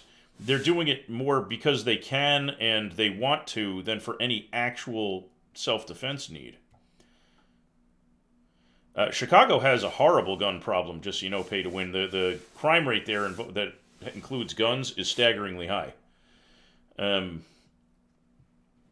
the reason that it has the problem, despite its strict gun control laws, is because it's very easy to simply leave city limits and come back with an arsenal. Which is where I'm going with this. If we had uniform gun laws across the country, it would put an immediate end to the whole I'm going to travel to where it's easy to get guns and bring them back to places where I'm not legally allowed to have them issue. Yes, Copter is actually a, what's the term for it? A PMC employee, or was a PMC employee. I don't know if you're still contracted with them. PMC being a private military company. And his job was to protect cargo ships from pirates when they sail through dangerous areas. So he definitely has the training to, carry and do so in a way that would be effective if it were ever necessary. And yeah, it's a culture issue everywhere in the United States where there's gun crime. Because in this country, we are very different than other countries because we apparently are so drowning in gun culture that we think guns and everything that goes with them is a non-issue. People carry guns and are very blasé about the risk that goes along with it. That's one reason why I'm often very nervous. Like, not too long ago, I was out at a restaurant picking up some carryout, and a guy walked into this place which was crawling with kids, with a gun on each hip like he's some kind of Old West gunfighter, completely, not caring whether some kid might run up out of curiosity and try to yank the pistol. And that kind of carelessness always strikes me as being, the kind of thing that indicates somebody's not handling themselves properly as a gun owner. I carry to protect myself and my family, but I only do so concealed because it doesn't raise any alarms, and if a bad guy comes, I'd rather have the element of surprise. Which is the other argument I make, which is like, if somebody's going to mug you one way or the other, wouldn't you rather they not know everything about your state of readiness? Isn't it better to have them underestimate you so that you can get the drop on them instead of the other way around? Pay to win. The Chicago area does have a serious gun-linked crime problem. I'm not sure what else you're trying to say there. Let's see. I haven't seen a reason to carry here. Yeah, the only time you reach for your rifle is when a guy shows up examining the local trees with a clipboard in his hand, right, Copty? Um, Pay to win. That's a city with a huge economic and social issues that leads to violence. Yes, but that violence often has a lot of guns involved in it, despite it having serious gun control laws. And the reason that happens is because people can simply leave the town and come back with guns. And if you go with the gun is just the tool thing, that's just another way of saying guns don't kill people, people kill people. The problem is that people with guns kill people, and that people with guns can kill people so easily that it takes almost no thoughtfulness to make the decision and commit the act, which is the biggest risk of a gun. It's like having a kill my enemy button in your pocket, Nietzsche says, I don't touch guns anymore for many reasons. One is my mother killed herself with a gun she got access to in her parents' house after they cared for her after she mentally broke down. Yikes. That dude was messing with your favorite tree. See, that's why you need your atomic squid launcher. If you removed all the guns from Chicago magically, it would switch to knives or bats. That's a very common argument that Republicans make, and it's both something you cannot prove to be true, because empirically speaking, it takes a lot more mental energy to make the decision to kill somebody with a bat or a knife than it does with a gun. And number two, there's never been a case where a city has magically removed all the guns and then seen what happened. But on top of that, even if they would use bats or knives, you can't do, for example, what that guy in Vegas did and go up to a high-rise window and kill a shit ton of people from above with a bat. It's just not going to happen. It's a question of how dangerous the tool is and whether or not people can be trusted as a whole to use one responsibly. And in this country, we prove every day that as a whole, the public cannot do it. I've had a gun pulled on me when I was 9 by a neighbor. Yikes. That's not what I'm arguing. I'm arguing it's culture and upbringing. Yes, but then you immediately followed that up with the gun is just the tool, which is the entire guns don't kill people, people kill people argument encapsulated in a sentence. Gun, bat, knife, car doesn't matter. Of course it matters. It absolutely matters. If you had to have somebody who was trying to kill you come after you with a gun, or if you could limit them to a bat, which would you choose? Because you stand a much better chance of, for example, running away from somebody with a bat than you do running away from somebody with an AR-15 with a 30-round magazine. Devil Dog, what about England? Guns are illegal there. Okay. There is no massive outbreak of mass stabbings. There may be occasional isolated issues where somebody pulls a knife and shivs somebody, but what people in the gun rights side of this seem to ignore is people were shivving each other a long time before guns became, restricted in England. It's not like nobody knew what a knife was before they restricted guns. And even so, they still have a significantly lower problem with mass stabbings, for example, that the United States has with mass shootings. Nietzsche says, nothing but bad experiences. I also will worry about possibly using it on myself. Interestingly, one of the biggest gun-related death issues is suicide by gun. And the problem with that is, again, it makes it so easy to do that there's no thoughtfulness, no worry. People assume it's not going to hurt. They assume it's going to be instantaneous and that they're whatever distress they're under that makes them want to kill themselves will be over in an instant with no pain. Whereas if the only tool you had for that was a baseball bat and you were going to try to cave your own head in with it, that's such a gruesome fucking prospect that nobody in there, that I can even imagine would ever even attempt it. Copter says, I have fragments of a bullet in my knee and I've been shot at more than my fair share. Well, that's because you have been on ships that were being attacked by pirates, dude, like literally. And I'm still not going to agree with the gun control argument. Again, Copter, we've talked about this before. Nobody here, at least not me, is saying ban all guns and, take them away from you. My stance is basically that there's no reasonable argument against universal background checks or closing the gun show loophole or, a red flag law where somebody is saying, I'm going to kill myself, and you say, okay, you're a danger to yourself and potentially others. We're going to temporarily remove guns from your possession so you don't go on a shooting spree, or limiting guns so they can't be purchased by felons as easily as they can be now, or other common sense things like that. There's no reasonable argument against those things. I'm not suggesting take away all the guns. I'm suggesting let's try to look at the fact that we have shitloads of dead kids every year in this country specifically because people are shooting up schools and such, and do something to try to mitigate that, because literally nothing is being done. And I cannot imagine anybody proposing a reasonable argument where they say it's more important for me to have an AR-15 than it is for those children to come home alive to their parents. I can't fathom any argument that would justify that position. Most times I carry 2 guns when I go to like ghost towns like Paola. Guess I've been lucky so far. It's only been 3 years since I got like a neighbor fight where it was over some person that was street racing on a truck that looks like his vehicle was racing down the street, and the worst part, the neighbor was claiming to be a Norman cop. I've always wondered about people who carry 2 guns. I guess I could see one as a holdout in case something goes wrong with the first one, but anybody who's done any significant shooting knows that like Old West trying to dual wield like you're in a video game thing doesn't really work that well. Probably a reason why I have a bunch of surveillance cameras in front of my house now. I don't blame you if you want to have monitoring of your property. That's perfectly within your rights, and it might dissuade someone from coming there who has untoward ideas on something to do to you. Again, that's not what you're arguing. Again, pay to win. The minute you say that it's about the tool rather than the person, it is literally the guns don't kill people, people kill people argument. Because you're saying it's about the people. It's about the social issue. Social issues only matter because they involve people. If there were no human beings involved in whatever you're talking about as a societal issue, it would not affect whether or not people get shot with guns. You're literally arguing guns don't kill people, people kill people in different words. I'm not trying to be obtuse here. I'm just telling you that's exactly what you're doing, because you're trying to remove the tool from the equation and blame it on something about how the people behave. That is literally guns don't kill people, people kill people. Nietzsche says, a bat is just a blunt object, a knife is slow and ineffective.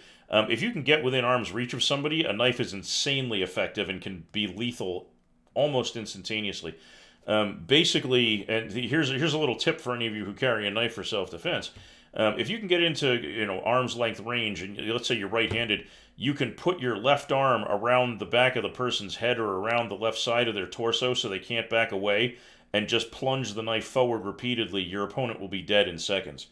That's just it. If you can get to within knife range and just grab the person so they can't back away and just repeatedly shove your arm forward, you're going to kill them, and it's going to be very fast.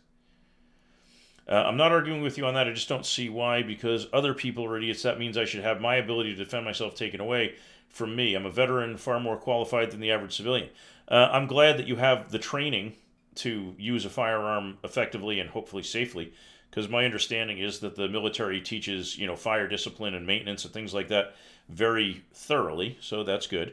But the thing is, it's simply a question of well, first of all, just assume for the sake of argument, because again, I am not talking about taking your gun away from you, okay, which seems to be where you're going with this. You're talking about why would you have your right to defend yourself taken away, which means by default, if we're talking about guns, you're talking about having your gun taken away. But let's say, for the sake of argument, that all the guns in America were taken away immediately from everybody. That would immediately mean nobody could shoot you anymore, because there would be no guns there. So if you could actually remove all guns from the equation, you would no longer have a reason to worry about being shot. But that's not what I'm advocating for. What I'm advocating for is for people who are gun enthusiasts, who are Second Amendment fans, who are, who feel that is important to them, would just get on board with the idea of trying to make the country safer instead of basically saying, fuck no, I will never do anything that makes the country safer. I will not care about saving the lives of children because I love my gun more than I care about dead children.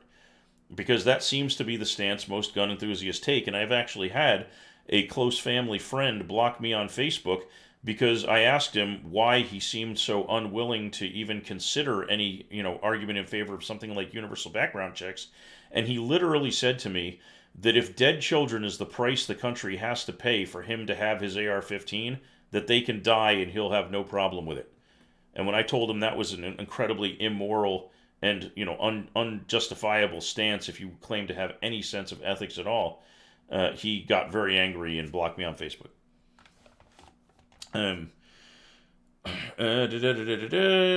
Not ineffective. I mean, more if you're targeting one person, there's a likelihood of survival. Well, I mean, yeah, a knife is not as effective at committing mass mayhem as a gun.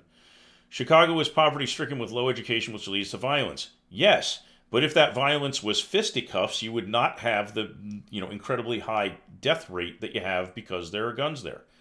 Pay to win, I know you don't think you're arguing guns don't kill people, people kill people, but if your argument is the violence comes from people stricken with low education leading to violence, you're saying people kill people, and you're trying to separate the tool from it. You're literally arguing guns don't kill people, people kill people. Copter, I wouldn't venture to change your mind. Guns don't belong in the public square. I happen to agree that if if you're in the middle of a densely packed public place, that it's more dangerous to the public at large for people to go around armed than it is if they were unarmed. But I know nobody who's a gun fan is going to agree with that. But what are you going to do? And a gun, again, pay to win. When you're talking about Bridgewater, Connecticut, you are saying take the gun out of the equation and look at the people. You are literally arguing guns don't kill people, people kill people over and over and over and over again, just changing the language every time you do it. Will somebody else please explain that to him? Because he's not getting my explanation of that. And he's just continuing to do the same thing over and over again, and it's not going to change the fact that the guns don't kill people, people kill people argument doesn't hold water. Knives hurt, I know firsthand. Yes, Copter has somebody in his life who stabbed him, who he is not banned from his life, which is... it makes me worry for his safety a lot, but, he's got to make his own decisions. I got a 357 and 9mm, a lot of 22 rifles. The first gun I ever fired was a 22 bolt action at summer camp, and I learned to enjoy marksmanship from that. The first gun I ever bought was a Ruger 1022, which I owned for about 3 months before one of my roommates stole it, and I had to report it to the police so I wouldn't get in trouble when and if he used it for anything illegal. And right now I have a revolver in the house, which I am holding for my father-in-law, because we have a safe and he doesn't. And, that's the extent of my gun ownership. But I've enjoyed shooting, at paper targets. I've enjoyed shooting trap with a 12 gauge. That's always been amusing. I once got to fire a Thompson Center Contender chambered in 45-70 when I was 14, and it damn near broke my arm. The recoil was so strong. But what it did to the television downrange that was there for people to shoot at was just unbelievable. Pay to win is right. There are cities that have the same name in different states. I don't know if there's both in CT. Bridgewater, CT, town of Bridgewater. Yeah, interesting. I am saying that you are arguing guns don't kill people, people kill people, because when the violence involves guns, there are statistics on all the deaths that go with it. And even if you wanted to reduce it to just violence, the thing is, using a firearm makes violence easy. It makes it simple to do it as a snap decision with no thoughtfulness put in ahead of time. Okay? So, whether you're limiting it to just violence or, death, when it comes to the presence of guns, it always escalates the risk and damage in a situation. It's impossible for it not to, because it's a tool purposely designed for ending life. That's the reason guns exist. They were developed as a way to replace crossbows as weapons of war.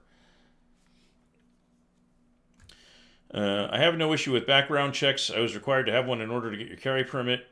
And that's the thing. You hear so many people who are gun fans say they actually will not, they will not accept any talk of a universal background check program. And you bring up an excellent point, which is, with a properly constructed background check system, it should mean you could license people as what amounts to trusted purchasers and actually streamline the purchasing process for them. I mean, are you a veteran in good standing with the community with no, convictions, no felony, no arrests for violence, blah, blah, blah? Go to the front of the line. Are you the guy who routinely beats their spouse and, has a history of shooting guns in populated areas at squirrels and ricocheting bullets into people's front walls? Then no, you don't get to go to the front line. Like, it seems like this kind of stuff would actually work well for everybody involved.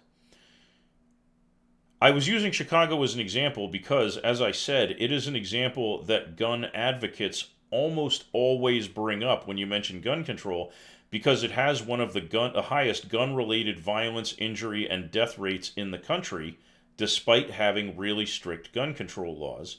And then I mentioned that the gun control advocates immediately respond with, that's because the outlying areas and suburbs do not have the same restrictions, so it's easy to simply drive 5 minutes outside the city, buy an arsenal, and drive it back. It's an illustration of the problem with straw purchasing, which we talked about a few minutes ago, and if you don't remember, what I said was straw purchasing is when somebody who can't get a gun makes use of the fact that there are places you can easily get them and gets a local to go buy the guns for them and then deliver them to the person who is not allowed to have one legally. And that's what happens when you have, a town or city with one set of laws and an adjacent town or city or state, whatever, with a different set of laws. Here in New Hampshire, where I live, almost all the southern routes out of the city into Massachusetts have a gun store literally like at the border. Precisely because the owners know, despite it being completely illegal, that people from Massachusetts who want guns will send their friends to those stores so that they can just park down the street, have their friend buy the gun, hand it to him 100 feet from the front door of the gun shop, and drive back to Massachusetts. That's the problem when you have a non-consistent set of gun laws by region. Copter says, I believe people should be able to carry, however, training should be mandatory. Yeah, that's another one that I hear.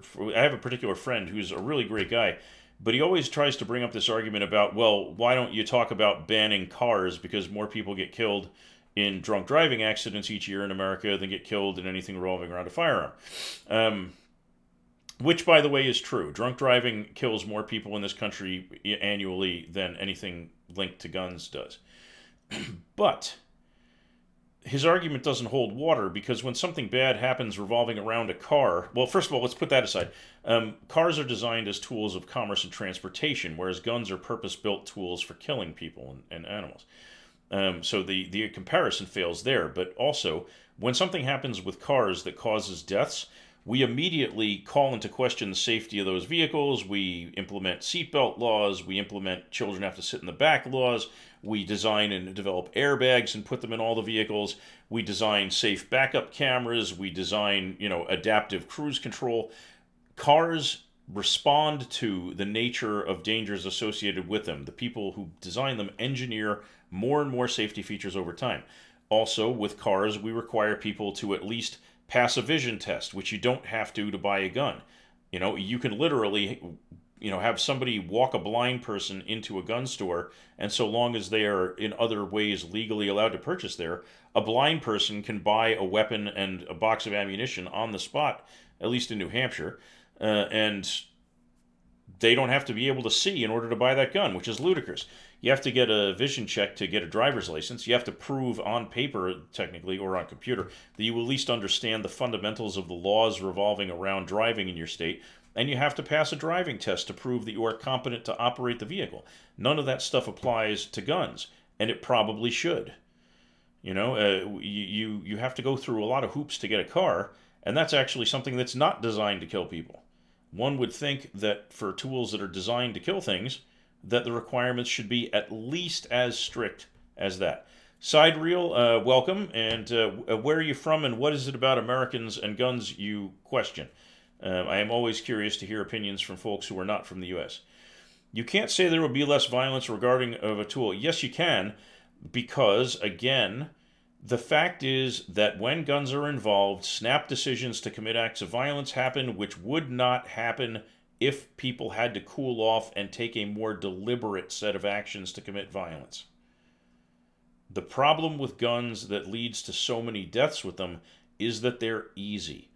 The minute you pull out a pistol, assuming that you are able to simply operate the safety, in literally less time than it takes you to think about what you're doing, you can kill somebody. That's a lot harder to do with a pool cue. Okay? And that's the problem. Somebody might decide to yell at somebody, and if you want to consider that violence, that's okay, but you do have to acknowledge that there's a hell of a lot of a difference between yelling at somebody or shoving somebody so that they fall on their butt and pulling out a gun and killing them. You know? You can say 100% there will be less because it's hard to kill or wound people. Yes, you can. But not the level of violence. The level of violence, if you're going to talk about levels of violence, lethality would be one end of that scale, and nonviolence would be the other. So, yes, you can absolutely talk about guns and dealing with that. A gun is a better tool. Okay, I'm glad you agree. It's an effective tool. I'm glad you agree. Limiting it to if you raise those people up. I'm not sure what you mean by that. Educate them, give them jobs, and it will be... Okay. So, if people do get education, opportunity, etc., there is very likely going to be less violence generally. That is true.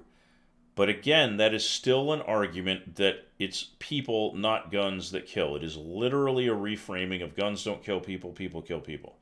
Because you're talking about if you do this, this, this, and this with the people, blah, blah, blah, consequence A, B, and C. Okay? So it's literally guns don't kill people, people kill people. The refusal is puzzling, yes. Background checks are very easy to pass. Maybe they are. Maybe the requirement should be stricter. I mean, I am of the opinion that anybody who's ever been convicted of a violent crime should be barred from ever owning a gun. You know, but there's got to be some way of constructing a background check system that would effectively reduce the number of people getting their hands on firearms who should not have them. I don't necessarily know what that is. I'm not, I have never designed a background check system, but I can't imagine that it's impossible to figure out a way to do it. Copter says, I have zero issues with a background check as long as it's a speedy process. If we invested in actually developing a system for background checks and invested in the infrastructure to make it happen, it shouldn't be any more difficult to do than swiping a credit card. Somebody should be able to scan your driver's license or other federally issued ID and have it connect to wherever the background check database is with the same speed that your credit card or your ATM card can connect to the financial system. We absolutely have the technology for using a plastic, rectangle to access a database somewhere else in the world in a matter of seconds and get an approval or disapproval. The technology there is old hat. Because it's one of the highest poverty rates you will find. And I am not disagreeing with you that improving the situations that people have is likely to decrease the likelihood of violence. There's no argument there. I agree with your point. I'm just pointing out to you that where you're going with this, by separating the tool and talking about people instead, is still guns don't kill people, people kill people. I've been to cities that are way more violent than Chicago. I'm sorry that you've had to face that. If you compare a city with Chicago, the same issues, you'll see the same problems. I would tend to agree. Again, poverty and other issues you're talking about do increase the likelihood of violent things happening. Devil Dog, having to my carry permit is now all that is required for me to make a purchase. It also allows me to leave the same day with it rather than having to wait. I bought a new shotgun for duck hunting this year, and the whole process took me 45 minutes because I'm licensed. And again, if people adopted that mindset and understood that with a well-constructed background check system and the ability to just swipe a card with the same speed that you can get money out of an ATM or buy, a bag of Doritos at a Quick Mart, and that having been verified as a gun owner, because we work under the idea of innocent until proven guilty in the United States, that it should streamline the process like you're talking about while still being effective at keeping, people who are like convicted felons and violent spouse abusers and things like that from being able to get their hands on weapons easily. Side reel, there are intersectional reasons for American firearms violence, but rarely do I see American gun advocates agree to any sort of multifaceted approach to solving that issue in America. That's my same point of frustration, Side reel. It always blows my mind, if you pardon the expression, that gun rights people or gun advocates, whatever we want to call them, seem to be more interested in being able to own a gun themselves than they are in preventing the deaths of hundreds and hundreds of people, in schools and thousands of people nationally every year by simply making a decision or two that probably will affect them exactly zero if they're law-abiding gun owners anyway, but would save lives. Rolfocopter, certified training class is required to have a permit.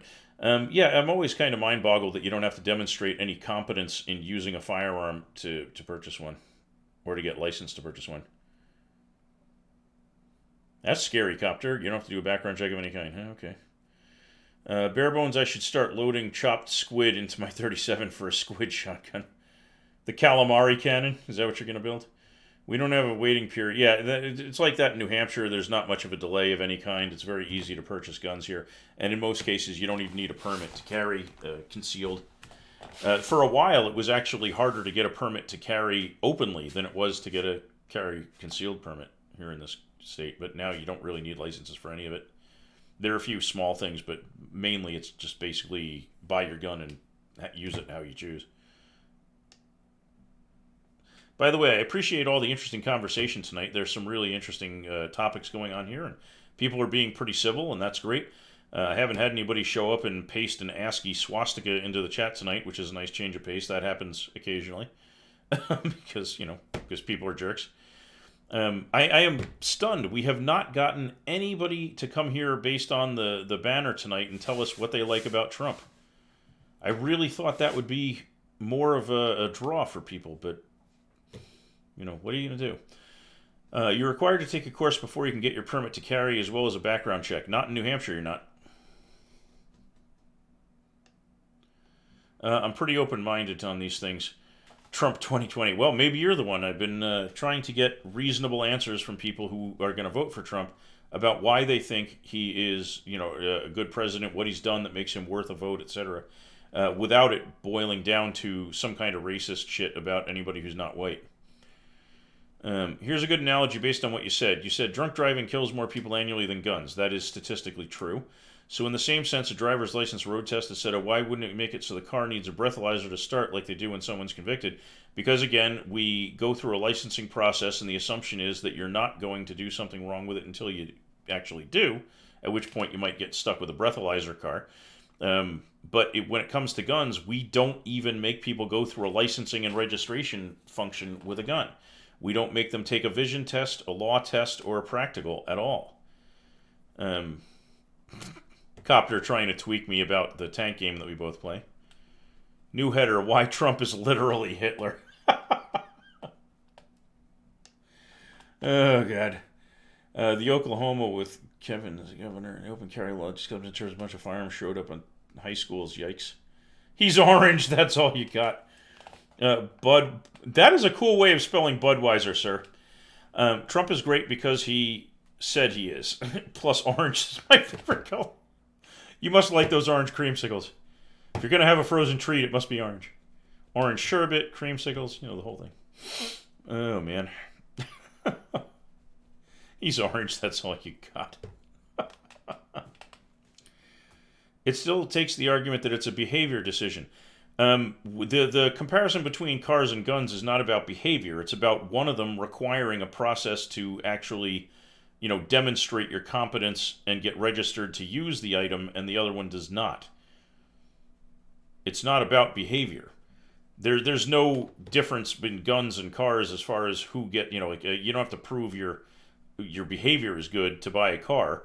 You don't have to prove your behavior is good to get a gun. And actually, if you want to really boil it down to it, you could make an argument that you have to prove you're a good person to buy a car, because if your driver's license is suspended for drunk driving, you can't buy one. You actually have to have a valid driver's license to buy an automobile, at least in New Hampshire. I don't know what it's like in any other state. But if your license is suspended because you've proven to be dangerous behind the wheel, you're a habitual speeding offender, you're a drunk driver, whatever, you can't buy a vehicle. You can't register a vehicle, you can't operate a vehicle. So there is actually an argument you could make that behavior is restricted regarding cars, but it's still not with guns. Not legally, you can't. You cannot drive a car when its registration is not valid. Insurance is a thing that varies state by state. Generally speaking, when you still owe money on the car, you have to have insurance on it. And in a lot of states, you do have to have insurance on it no matter how much money you owe or don't owe. And it's not a matter of no one stops you. That's not an argument in favor of any of the stuff you're talking about. What you're basically saying is you can be a criminal. Obviously, people can break the law, okay, but you cannot legally purchase or operate a vehicle with an expired license or with an expired registration. And when you say no one stops you, go ahead and try driving around in front of a cop with an expired registration sticker on your car, and eventually, when they notice, they're going to pull you over and impound your car and send you to jail until somebody bails you out for, whatever, or they'll just send you home in a taxi if your state allows that. But you can't say no one stops you if you're, because I've literally been poor in my lifetime and driven around without a registration when I lived in New Jersey, and you get pulled over and people will take away your car.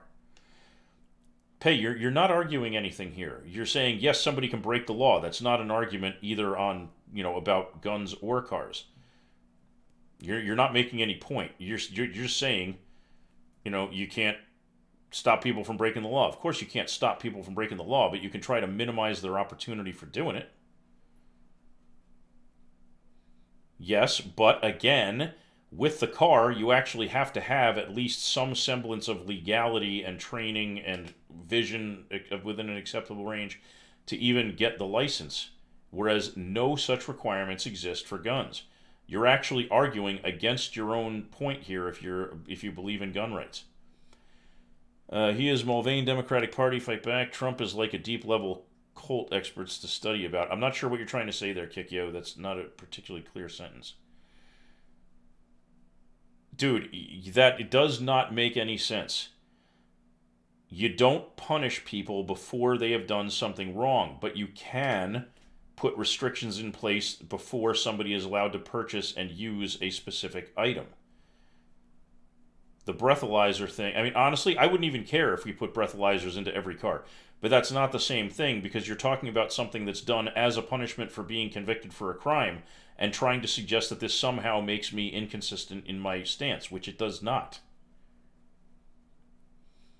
But again, if we had the option, I would not mind at all having a breathalyzer be required in every car in the country. I would have exactly zero problem with that. None at all. It would probably be a very valuable thing for preventing drunk driving. So if you think that's a good idea, I'm on board with it. Let's rally and see if we can get that law passed. But that has nothing to do with the gun issue. It does not make my beliefs inconsistent on that because, again, at this time, required breathalyzers in cars are a punishment for people that have been convicted of a crime. Devil Dog says, in the state of Iowa, it's illegal for you to own a gun if you are a felon or have been convicted of a violent crime, both of which show up in a background check. As well they should.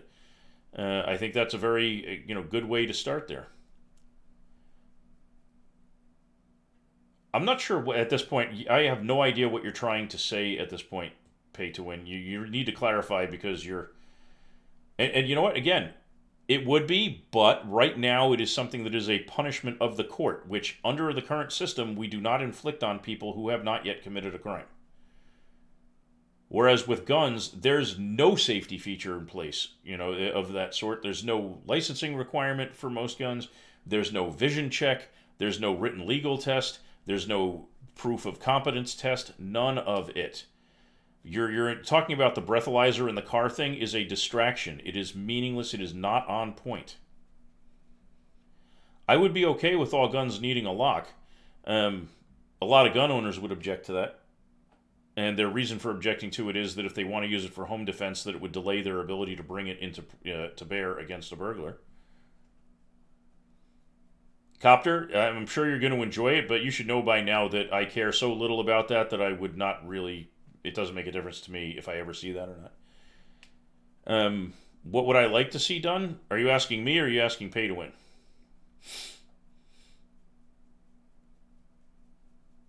And Pay to Win, again, I would not have a problem if somebody wanted to pass a law to do that. My stance against that is, and I have said this I think 3 times already, but you seem not to be paying attention to it, right now, that is a punishment inflicted as a sentence of the court, which in the United States we do not do to people who have not been convicted.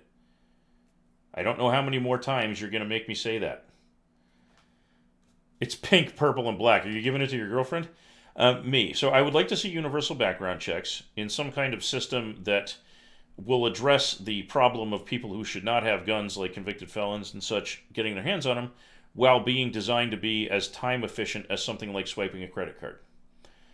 Since we have an ATM network across the country and point of sale systems across the country that work in exactly that fashion right now, I see no reason why a similar level of efficiency could not be done for a niche industry where the number of places you'd have to install the infrastructure would be limited only to places that sell firearms and ammunition.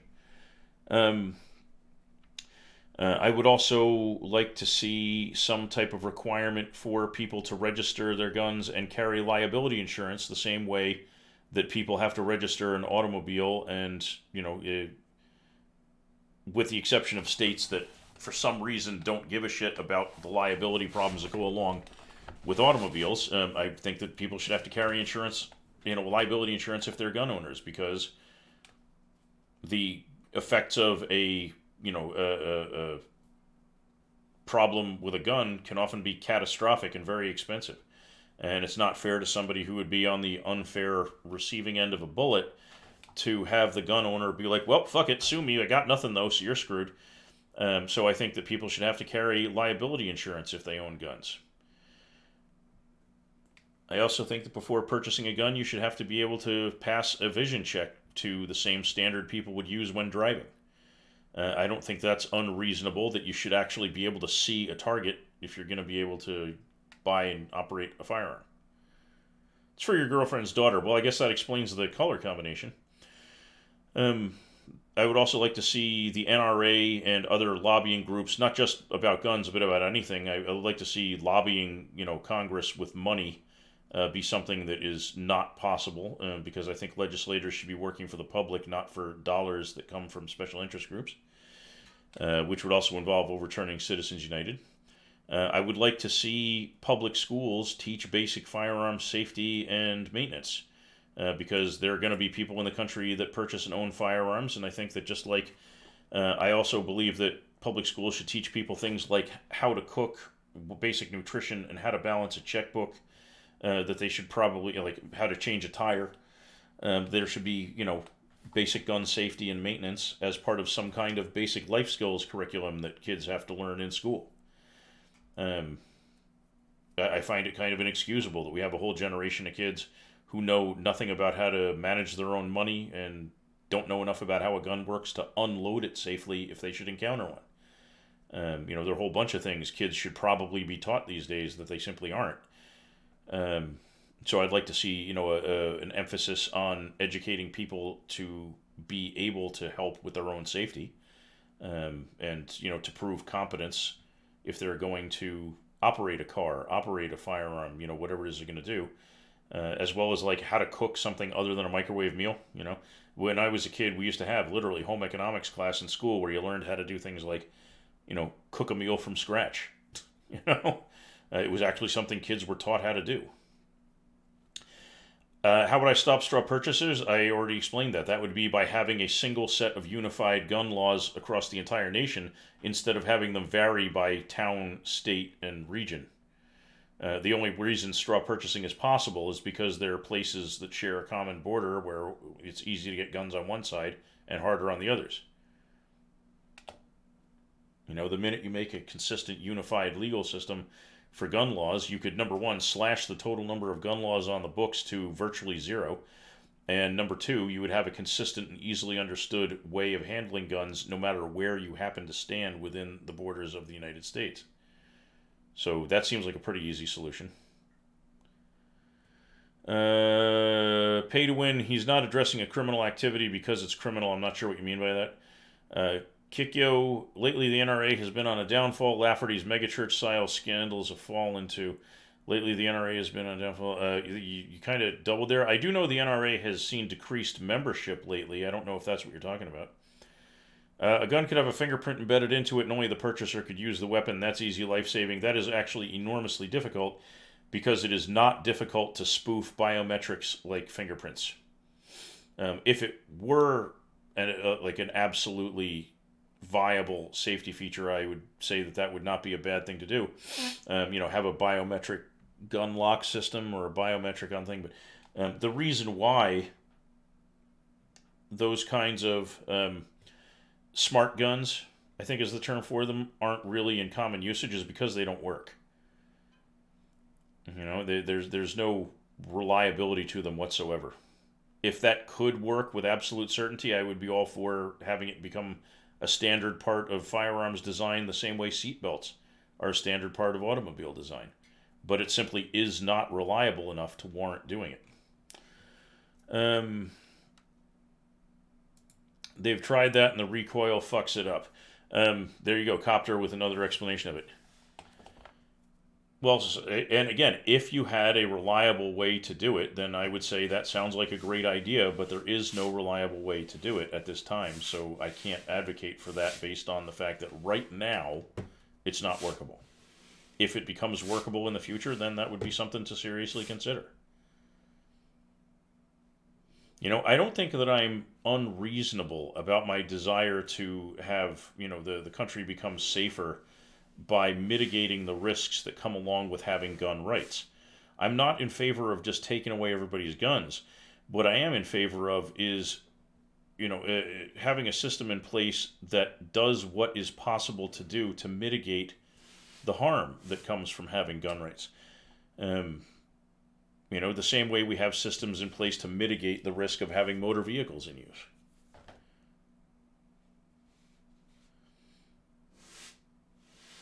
Devil Dog says, the idea of a straw purchase is someone purchasing a firearm for someone not legally helpful. I see no way to eliminate that completely. There is no way to eliminate it completely, but the overwhelming majority of straw purchasing involves somebody going from a place where it is hard to buy guns to somewhere where it's easy, buying a lot of guns, driving them back, and then giving or selling them to other people once they're in that place. It is a lot less common to have straw purchasers within the same region, meaning a guy from my town can't buy a gun, so he sends his brother to buy it and then gives it to him at home. That is a problem, but it is not nearly as prevalent as the other kind. So you can't entirely eliminate it, but you can eliminate what we'll distinguish as cross-border straw purchasing by having a unified national set of laws regarding guns. Would that be a better way to express it? Fuck it, let's give everyone guns. That seems like a really bad idea, considering there are people that like my brother-in-law's autistic. It would be deadly to give him a firearm.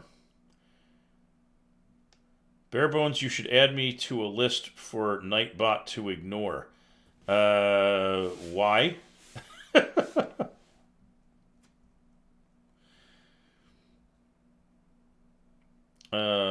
More guns than people in the USA. That is true.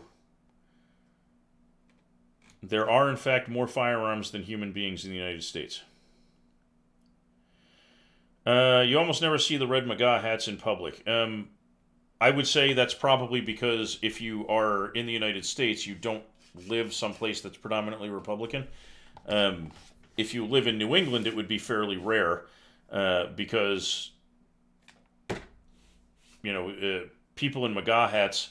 Objectively speaking, anybody wearing a MAGA hat is expressing their support for a guy who is just a shade away from being a Nazi.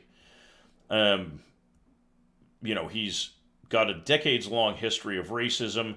He advocates for death for people of color, even when they're not guilty of a crime. Like when the Central Park Five were on trial, he was saying, let's just kill them on national TV.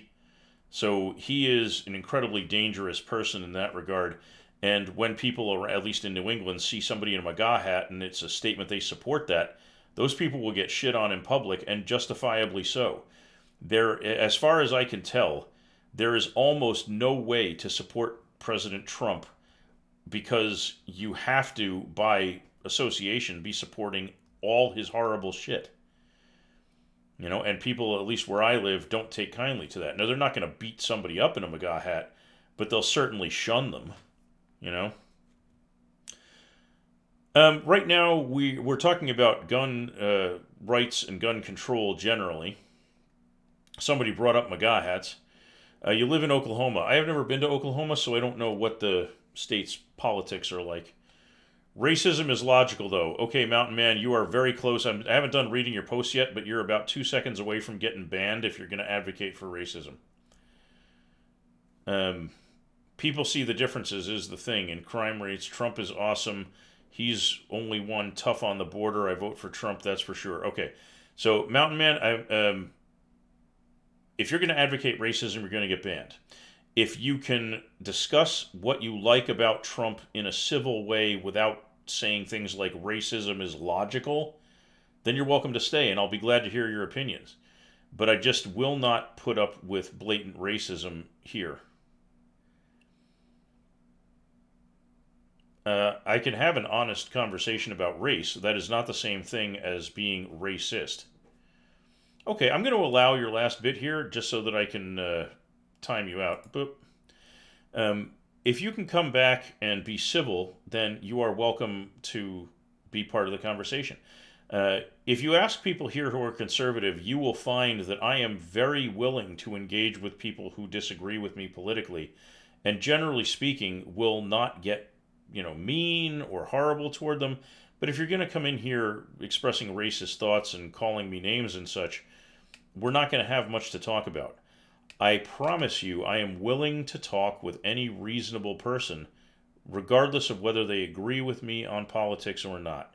I'm just asking that you be civil about how you engage here. So the timeout was the default is for 10 minutes. If you want to participate, you are welcome to. Just be civil about it, and we can, bring you in and have a good time talking about this stuff. So it's up to you. The ball's in your court about it, and if you're going to want to participate, then you're welcome. You just have to do it in a way that's civil. And I hope you can respect that. All right. Let's see. You want to ban him if he gets banned. All right. So I've known Copter for a long time.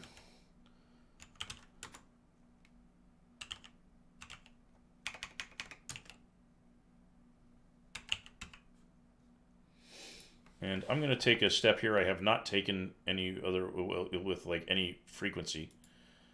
But there you go. Copter, you are now a moderator. If somebody does need to be banned and I tell you that, then you are free to be the one who bans them.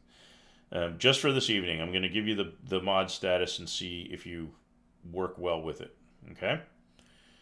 And that's only because I've known you for a long time. The best way I could describe Oklahoma, they always want to follow the Texas mantra, maybe, more than Texas, and it's coming from a person that used to live in Galveston Island. Well, if you don't see a lot of MAGA hats, I'm not sure why not, if it's predominantly, like, really far right-leaning. But the best guess I can give you is that the MAGA hat is perceived by a lot of people as a badge of shame. And people don't want to deal with the consequences of their views, which are reflected in the fact that they would wear a MAGA hat, being made public. There are only so many times you can go out in public and scream things that are offensive to the people around you before they will shun you or tell you to stop talking or whatever it is that they're gonna do. Not want to associate with you, whatever. And a MAGA hat is a pretty clear statement of what your belief set either is or is likely to be. And the people who would wear them know that if they didn't know that their beliefs were socially unacceptable, they wouldn't care and they would just wear the MAGA hat. If they didn't understand that there are consequences to being against the conventional, morals of the society, they would not care and they would wear the hats. So I can only assume that they're aware of what wearing the hat signifies and they know that it will cause backlash and they don't want to cope with it. It's easier to find someone wearing a Bernie Sanders t-shirt, have a Bernie Sanders bumper sticker on their car. I wouldn't be surprised because, let's be honest. A Bernie Sanders bumper sticker is a signal that you believe in things like everybody being able to go to the doctor. A MAGA hat is an indicator that, since Trump has done this in several of his rallies, that if somebody disagrees with you publicly, that you will be willing to beat them or kill them knowing that Trump will pay your legal fees. Because he's literally said, go beat these people down and I'll pay for your lawyer. So there's a real difference in what each one signifies. I just don't talk about. Yeah, it's at this point, it's so people are so partisan that there's rarely a good outcome to having a public discussion about political stuff. I'm kind of wondering if that fella's going to stick around and actually talk with us civilly. I don't know if he is or he isn't, but I'm hopeful that he will, because I do want to hear opinions from people who disagree with me. But I'm not going to make it my job to put up with their uncivil commentary. Nice burnout. That's funny.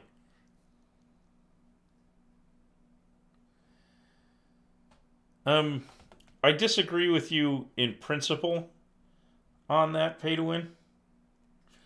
It is possible for a side to be so wrong that acting out toward them violently is totally acceptable.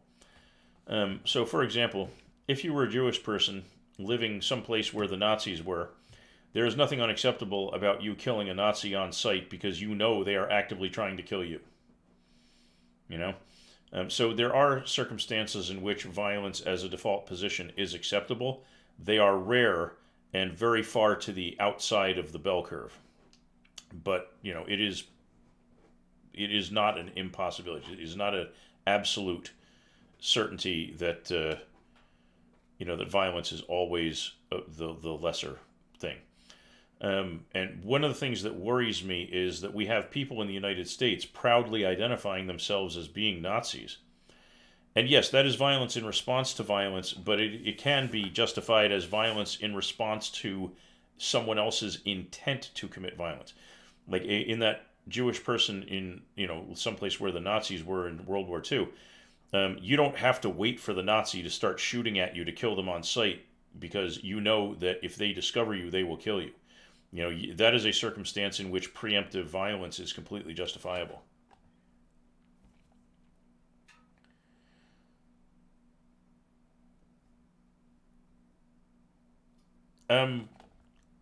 Pay to win. So now we're at an interesting conversation. You say if someone says they're a Nazi, you don't just get to kill them. You are correct, but it's important to understand why you're correct. Okay? And the reason for it is that declaring that you're a Nazi in the United States in 2020 does not carry the same meaning as identifying yourself as a Nazi when you live in Germany and are speaking with a Jewish person in 1939. Okay?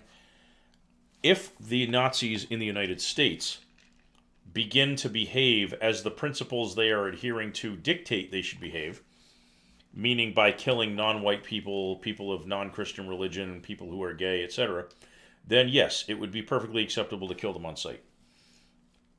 But since they are not doing that, self-identifying as a Nazi in the United States is basically declaring you're a racist asshole, but it doesn't mean you're necessarily a violent racist asshole. If the American Nazi movement became violent, then it would be completely justifiable to preemptively kill one of them on sight.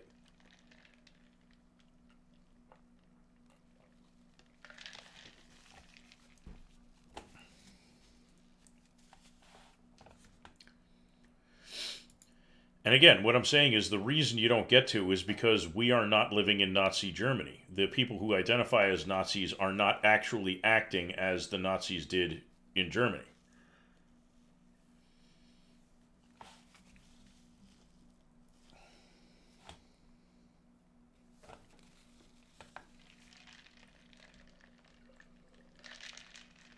Yeah, no, I'm in complete agreement. I'm only bringing it up because I feel it's important to understand why, if you were living in Nazi Germany during the 1930s and you were one of the people that they were intent on wiping out, that it would be justifiable, but why it's not currently justifiable in the United States. You are correct. At this point, that is a completely accurate statement.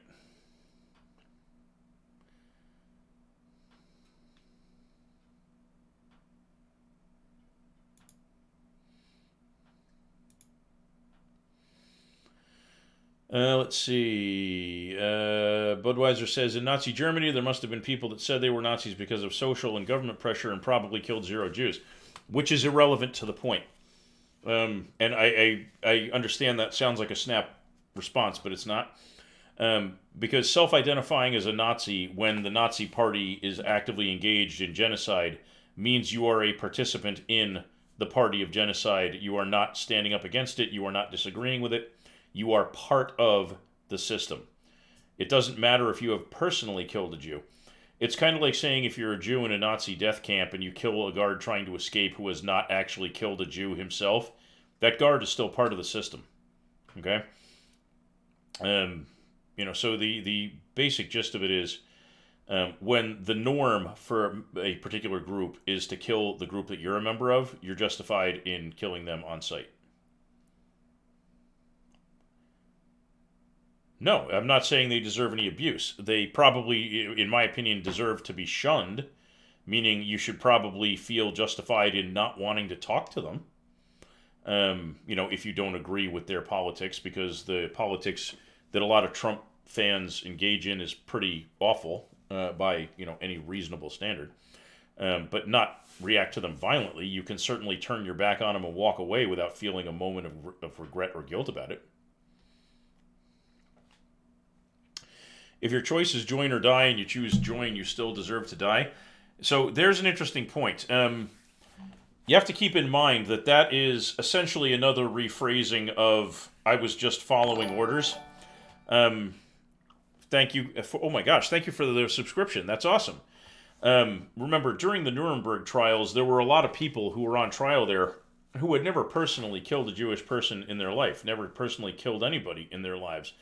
But they were members of the party, and they tried defenses like, I was just following orders, or I was just part of the party but not actively engaged in killing people, and they still swung by the neck until they were dead. So, as an American citizen, it is not logically possible for us to say that that would be an undeserved or an unjustified reason for killing them. Because as a nation, we have literally killed many people for that very reason during the Nuremberg trials. So American jurisprudence does not accept that as an excuse or a defense. I know that's a pretty scary thing to think about, but again, that's why a lot of people were killed at Nuremberg by sentence of the court who had never actually killed a Jew themselves.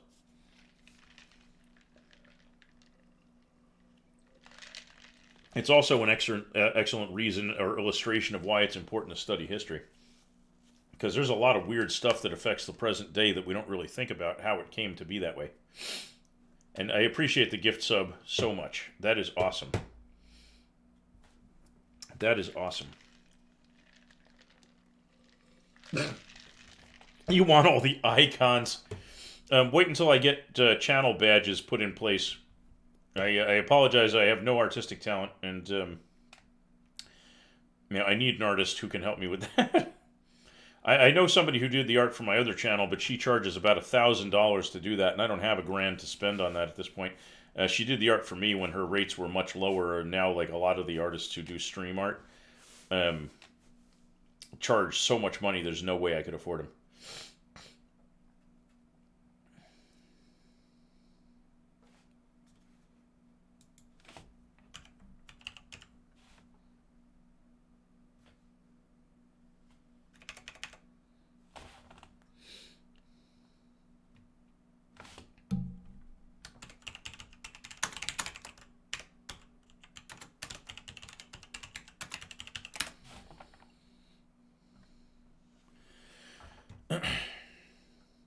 I hate Nazis, but I hate unprovoked violence slightly more.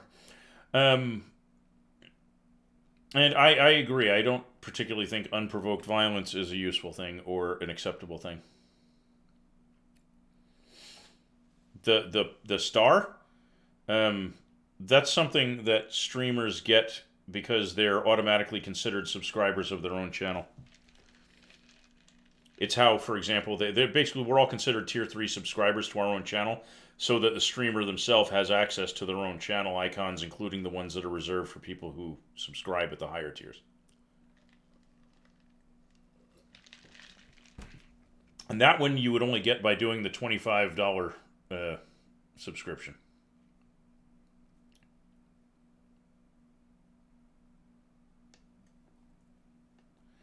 That's because you did a paid subscription instead of a Prime one.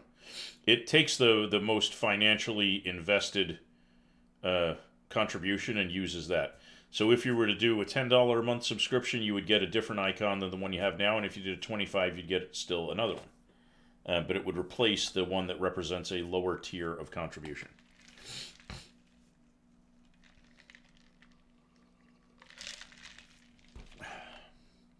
Copter just wants his icon list to look like the toolbar, the bottom right corner of his Windows screen. Which actually he doesn't have one because he can't finish building his computer. He stopped halfway through and all that. That's what I just said. You want it to look like the bottom right corner of a Windows screen. But yeah, so the assumption is the Prime subscription, because you're not actually throwing any additional cash out of pocket on it, is effectively a tier 0, right? And then you have tier 1, which is the one you have now, and tier 2 and tier 3 on top of that. And because you have you did it as a gift subscription, it's, if you look closely, it's a little yellow present box. So you get whichever icon represents your most financially investing activity. With the caveat that that activity has to be one you do specifically through Twitch.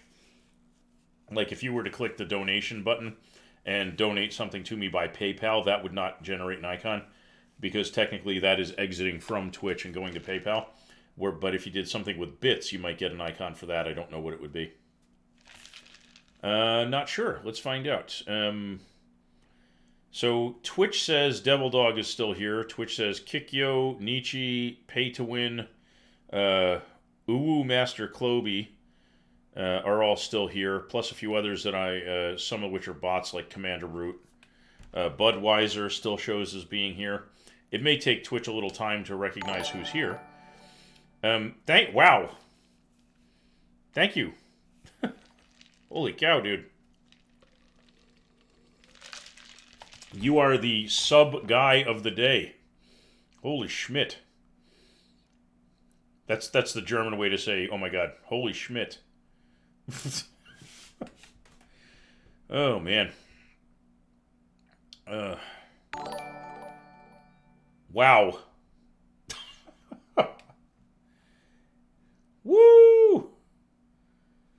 Holy cow, Copter. This is amazing. Wow.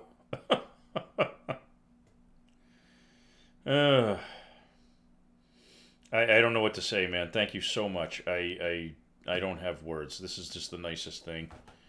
I appreciate it super much. I don't know. I don't have words. This is the most subscriptions anybody's given in a single stream I've done ever.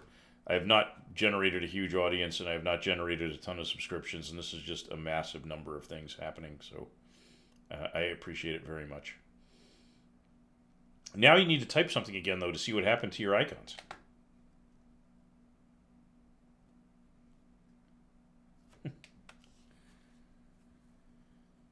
You mean the current administration, like not admin of the channel, but admin like administration president kind of thing?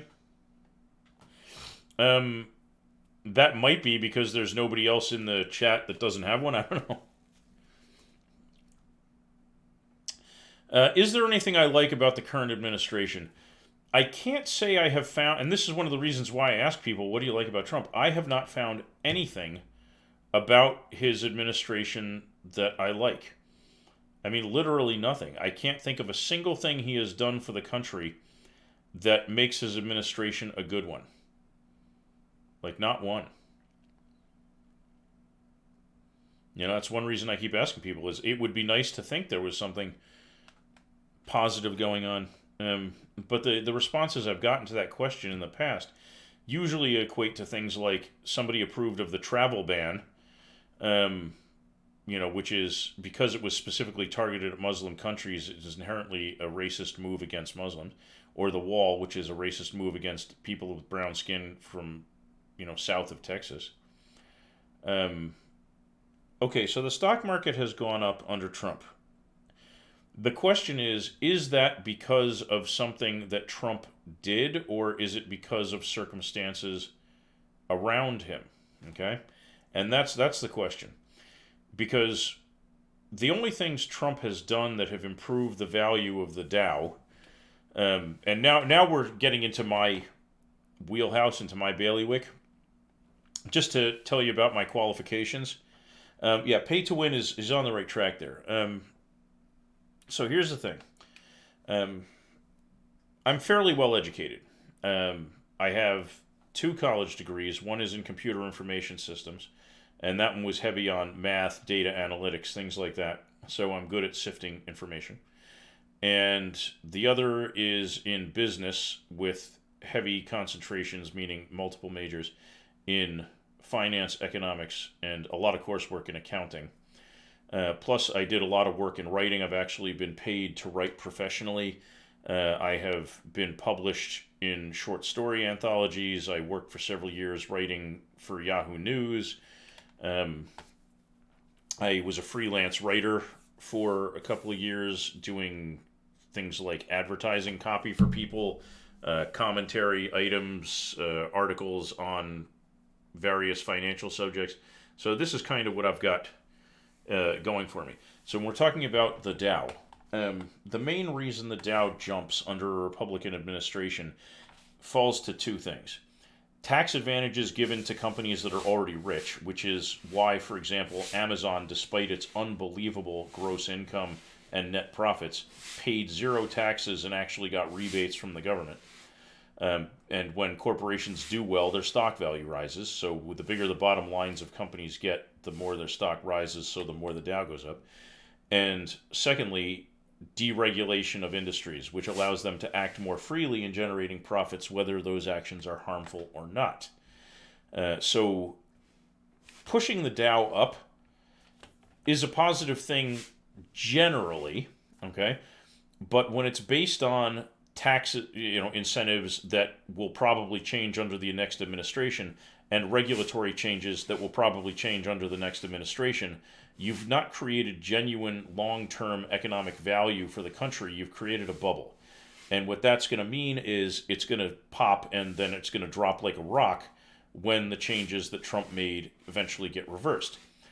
The second reason it's not a good thing is the kinds of regulations that Trump has undone are beneficial to the public. So he's putting corporate interest ahead of the welfare of the public. Same with the tax plan that he implemented.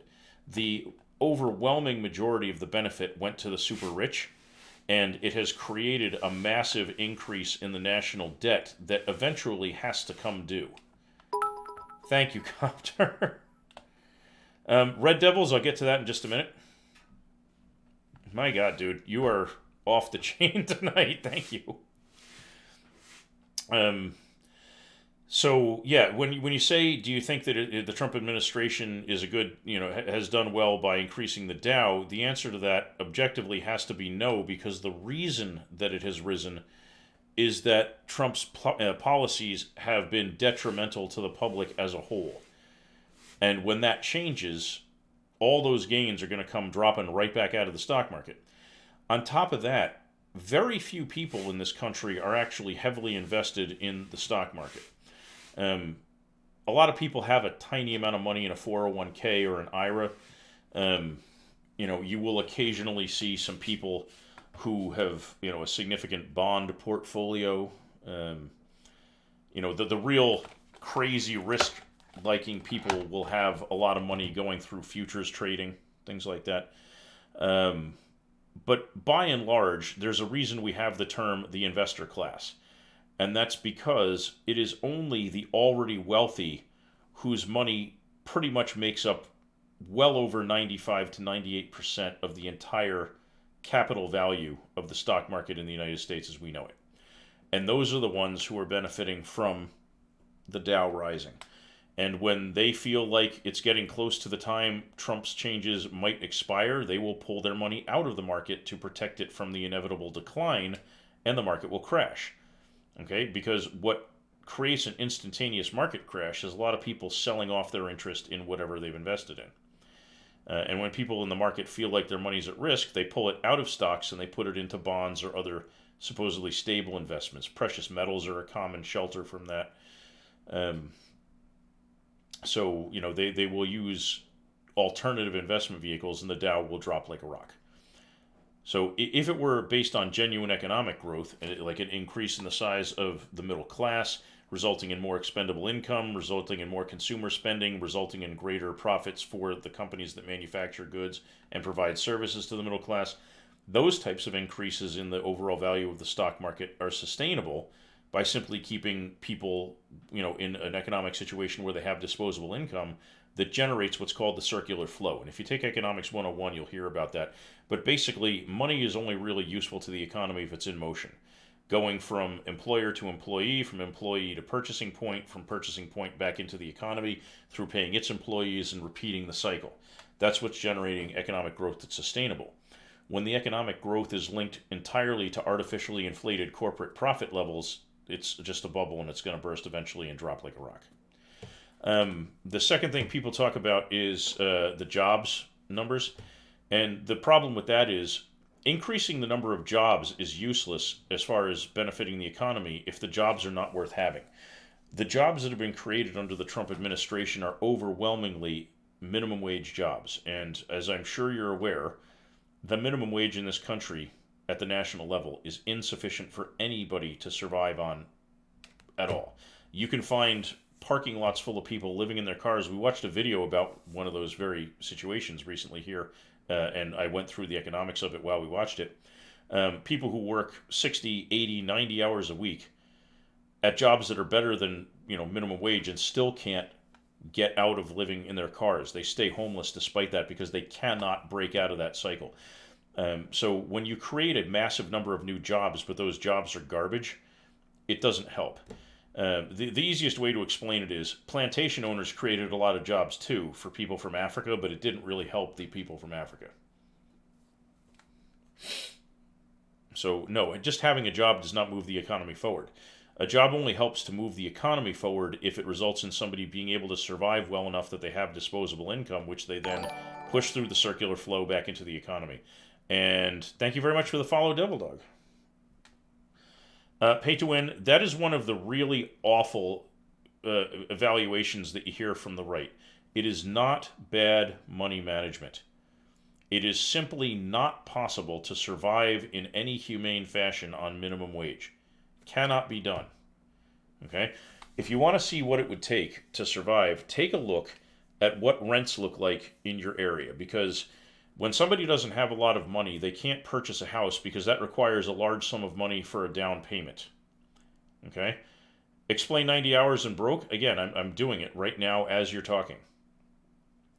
So you have a person who's working a large number of hours on minimum wage. Okay? Then you have to think about rent, you have to think about food, you have to think about utilities. You rent one bed at $750. Okay. Shared room, $450. And again, there are some of those that can be found, but most of them are not. And you have to keep in mind that not everybody who's busting their ass for minimum wage is paying only for themselves. Okay, people do have things like children or spouses who are not capable of working, or spouses who are sick and can only contribute marginally, right? There are a lot of things, and I am telling you, it is not BS.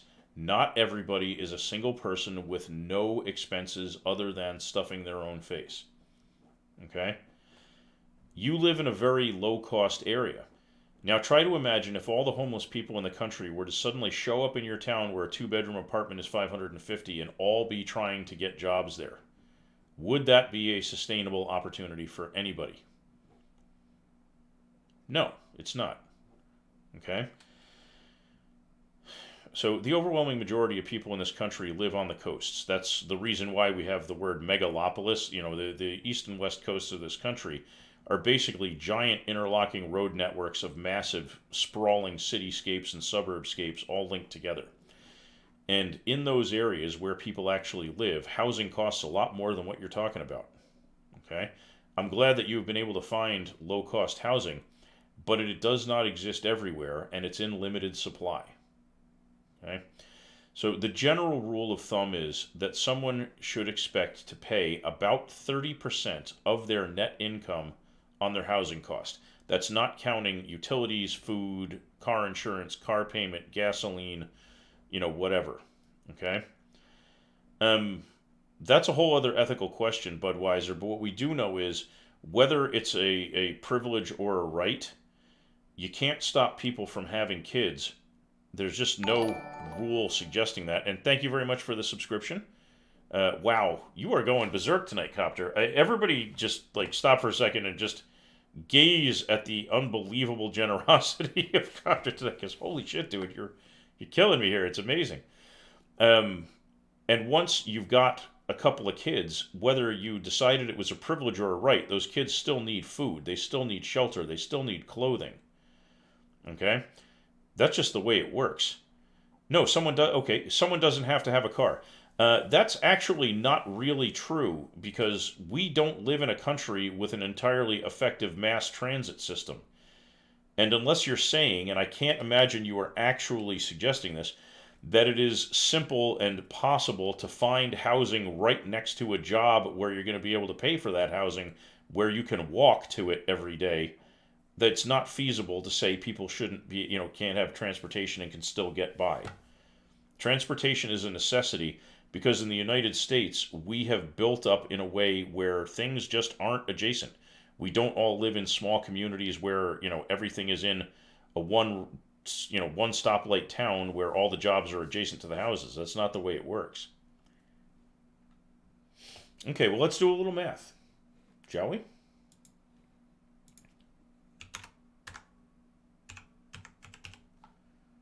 Whoops. Times. I can't type. Sorry, it's late. Forgive me. Okay. So that's $652 a week gross, right? That's the number we're looking at here. Okay. So let's do a clear on that. And we're going to assume, and this is an underestimation, that the person's going to lose 25% overall between taxes and FICA and all that other stuff. It's actually going to be higher than that. But let's take the 652.5, right? And we'll do 652.5 times 0.75. And that's an estimation of their net pay. Okay? That's an estimation of their net pay. Do you guys all follow the math so far?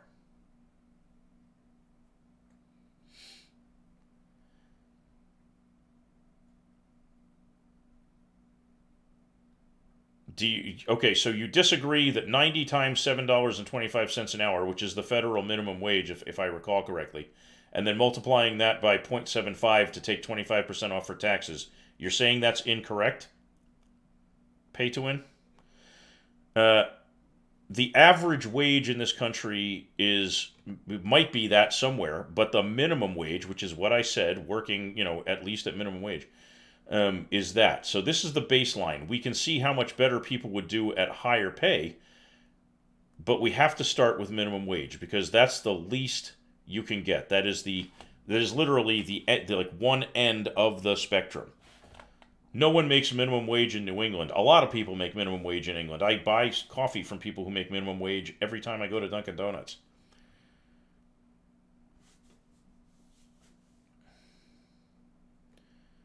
So this would be the net pay of somebody making $7.25 an hour working 90 hours a week.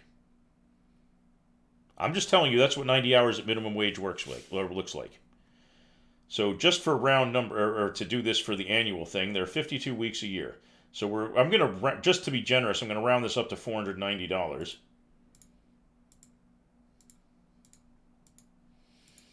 And that's their net annual pay, right?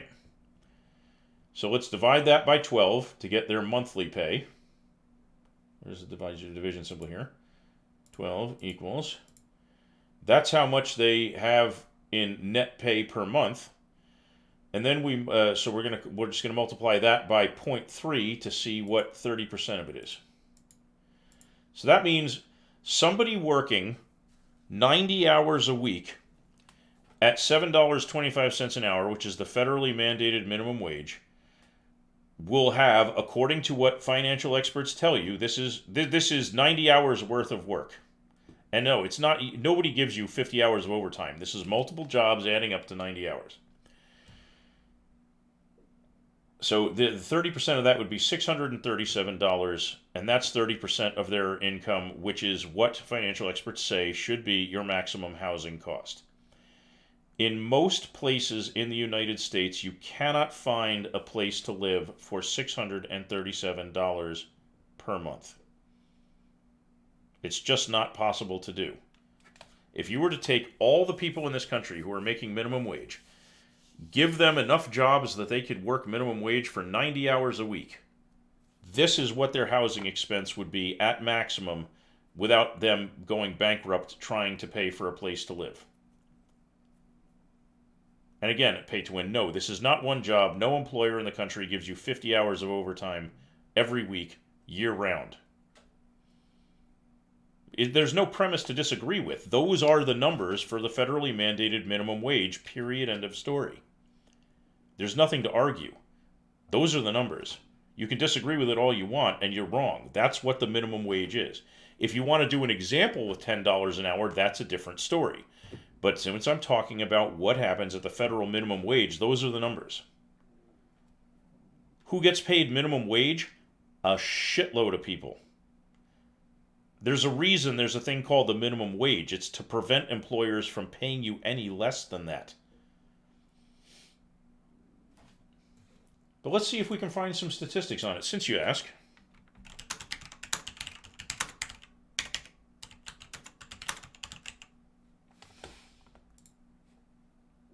Okay.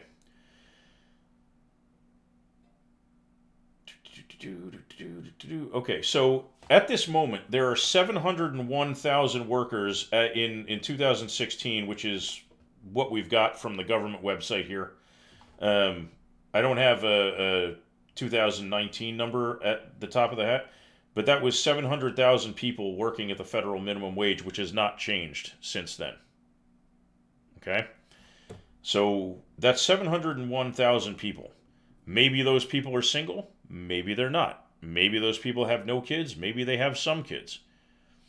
Okay, but even for a single individual with no expenses other than themselves, doing that for 90 hours a week means there are at least 701,000 people that could be doing that and still would not be able to afford the rent in almost any place in the United States.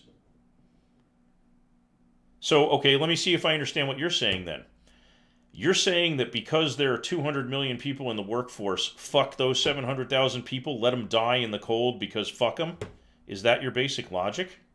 Because that's pretty awful logic if that's your way of thinking. That's a pretty awful worldview. The point is that there is no... You just basically said, come on, man, 700,000 out of 200 million? You literally said, come on, man. You're dismissive of them. You literally were dismissive of them. Come on, man is not a statement that you are at all concerned about these people. You said, okay, they don't get their own apartment. So again, what you're saying is, fuck them, they don't get to live at the normal standard of living that you would expect for people who have a decent job. There is no argument you can make in favor of the minimum wage that doesn't make you sound like a jerk. And that's not you, that's the magisterial you talking about anybody. Because think about what we're talking about here. This is telling somebody they have to work 90 hours a week just to get there. 90 hours a week. So your basic logic is that somehow this is okay for people who are simply poor to be stuck with that life, working 90 hours a week, unable to afford their own living space. Because why? Why is that okay? How is that okay? No, they are not probably teenagers. That's another common conservative misapprehension. Minimum wage jobs are not the thing that a high schooler does. There are a lot of people who are very much older than 21 working minimum wage jobs. It is not fantasy logic.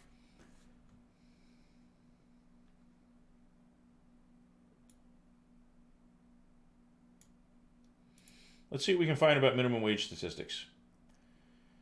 Okay. So remember, the federal minimum wage is $7.25. There are states that have a higher minimum wage, which is great, but not all of them do. So let's take a look.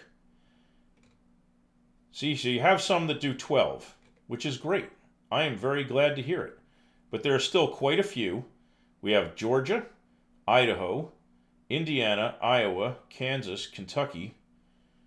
Let's see, New Hampshire, my own state, right? Which is one reason why, by the way, I see so many people working minimum wage. And again, you may recall I said my own personal experience does not constitute a representative sample of the whole country, but it does mean that when I tell you I see people working minimum wage all the time, that I can make that claim because I live in a state where this is the exact case.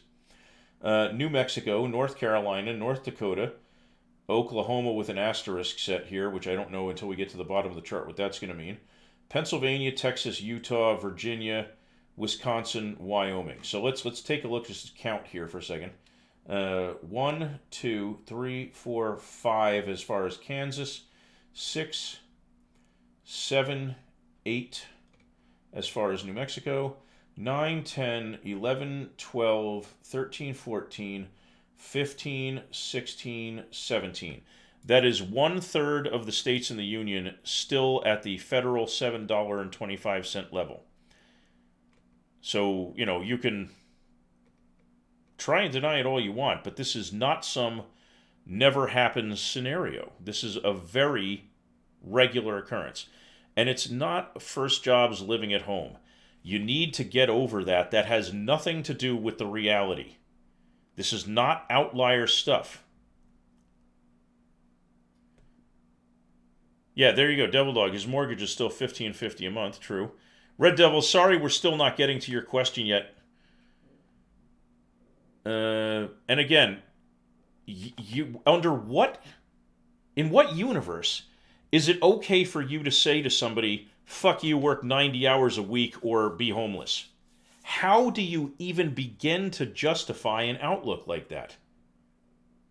How?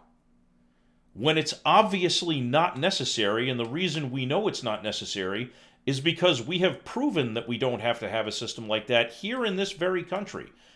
And we call that period the golden age of the American economy, which went from the end of World War II until 1979, when an individual working a menial GED level job could pay for himself, a spouse, a family of 3 kids, own a home and a car on one income.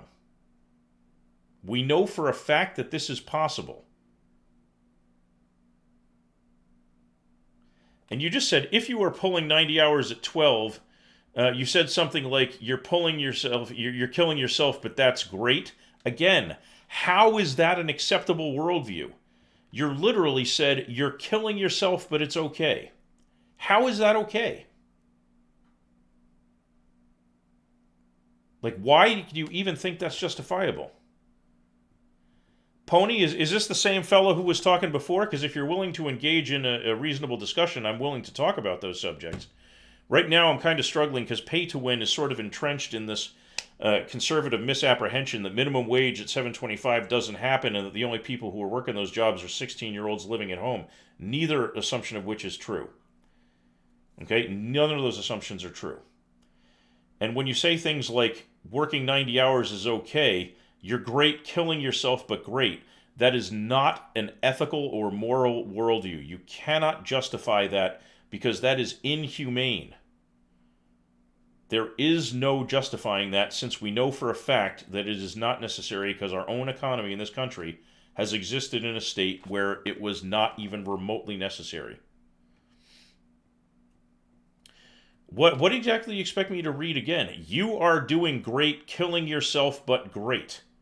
You literally said it's okay for people to be killing themselves with their labor, and that's doing great. You are doing great, killing yourself, but great. That is not okay.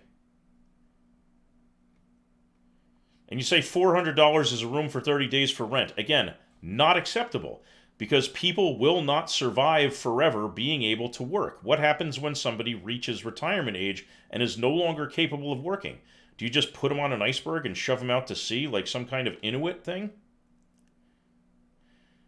Yes, you said you are doing great, comma, killing yourself, but great. The minute you just say great in the same phrase as killing yourself, you have stepped into a morally untenable position.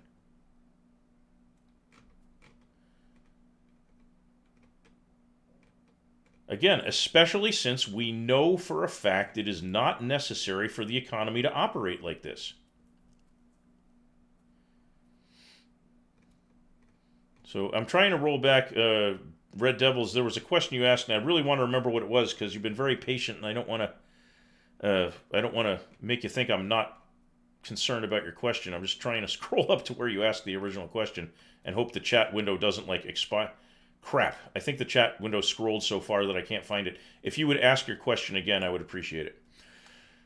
Pay to win. It's called sarcasm. No one can keep a 90. Thank you. That's my whole point, is people can't do it. But there are people slogging away as many hours as they can get, desperately trying to get by and unable to break the cycle of poverty because 725 is not sufficient to get out of the poverty cycle in the American economy today.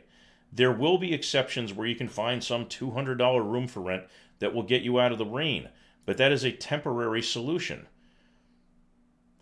$40 at 12 is $480 a week times 50, and $25,000 a year is not sufficient to take care of a single person anymore, much less if you happen to have kids. And what exactly do you consider living fine? I have to ask that to know what your frame of reference is.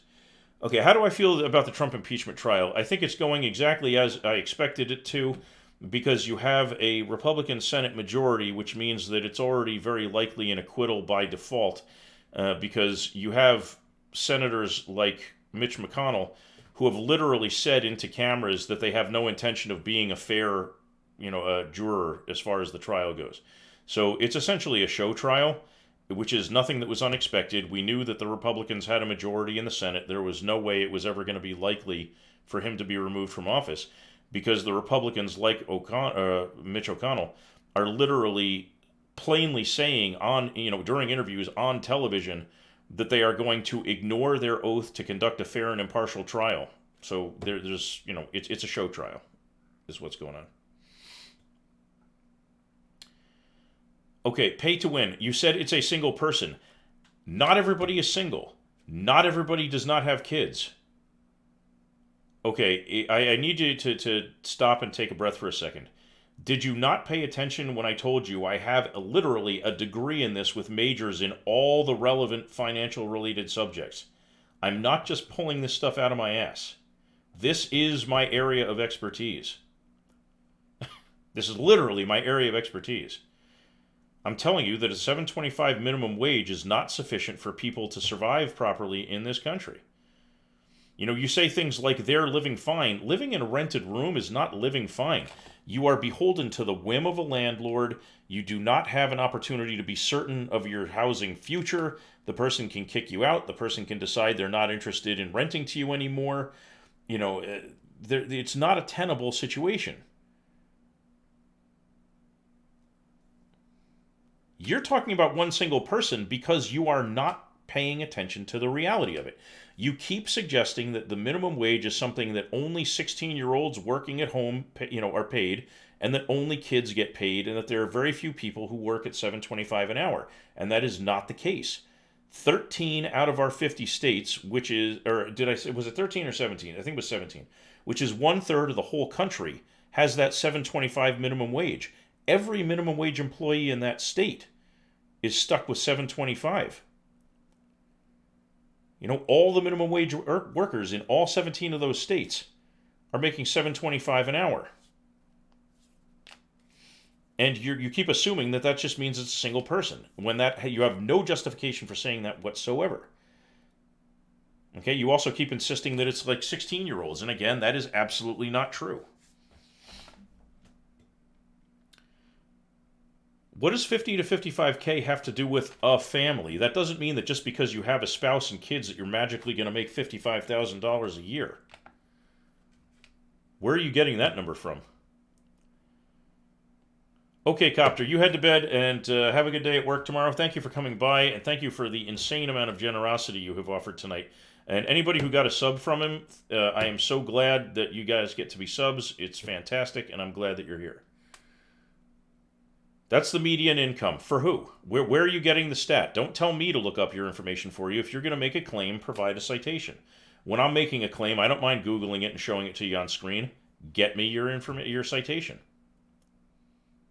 You seem to have numbers at your fingertip. You must be having, must be getting them somewhere. Because I doubt you're just making it up. You must be reading something. Share where your source is.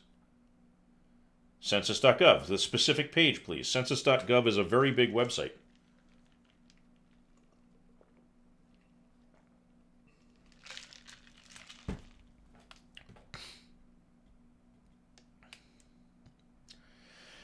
Yeah, that's one of the things, Nietzsche, is most people have no idea what a median actually is. So before we go any further, and you give me that website, um, tell me, do you understand what a mathematical median is?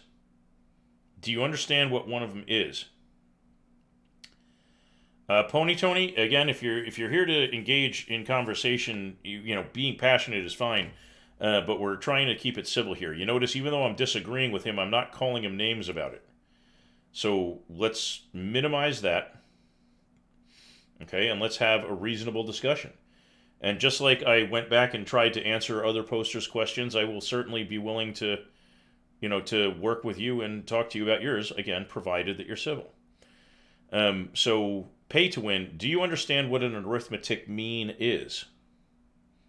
Because it's not the same thing as an arithmetic average. The two are very separate terms. The pay guy is a bit wild, but I'm just curious on your position. Is it a person's responsibility to be financially ready to have children?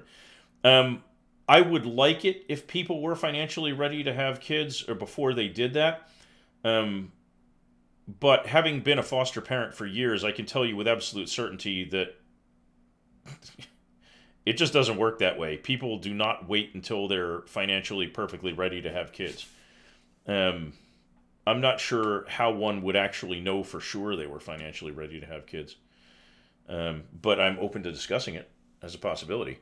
And I'm not trying to belittle you. I'm asking you, do you know what an arithmetic mean is and how it differs from an arithmetic average? Or, excuse me, the mean is the average. A median is different. So, do you understand what the specific difference is?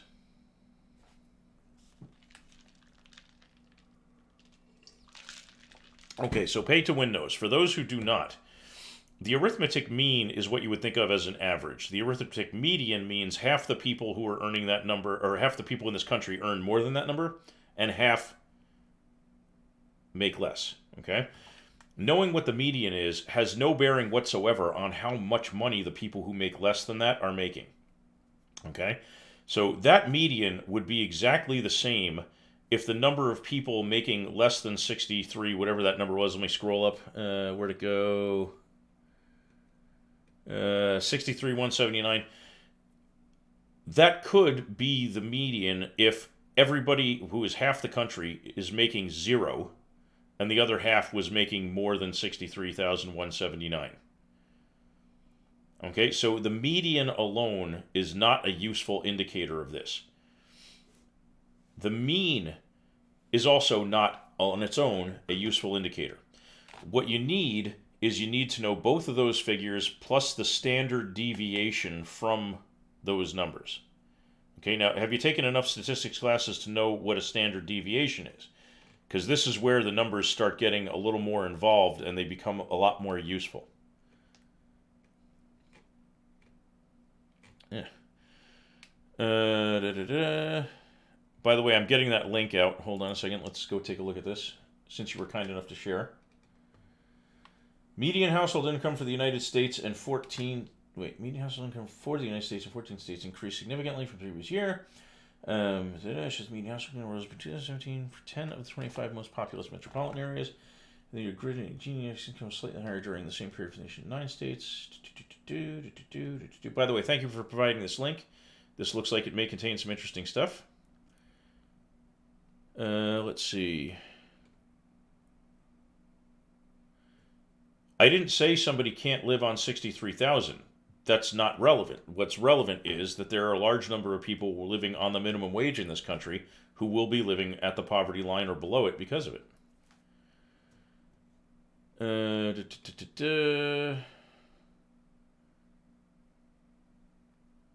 Okay, I'm glad you agree that some people make minimum.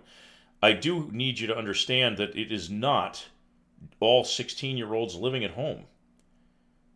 And it's not all single income earners who have no dependents of any kind. Nietzsche has summed it up nicely.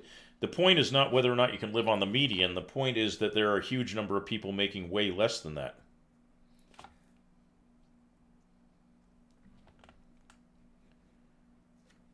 Okay, I'm glad, because it definitely needs to be understood that this is not just a teenager part-time job during the summer phenomenon anymore.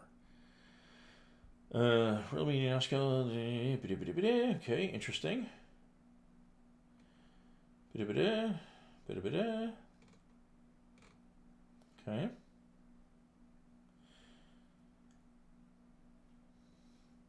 So it says here U.S. median is 61, but that's close enough to the number that you cited that it's not worth quibbling over. We'll just go with your number because it's workable. And yeah, the median does vary. Here's something interesting, by the way. The median seems to, generally speaking, be highest in the liberal parts of the country, with the exception of 4 states. And I don't know for sure if the population in these 3 is liberal or conservative by generality, but I know that Texas is mainly conservative.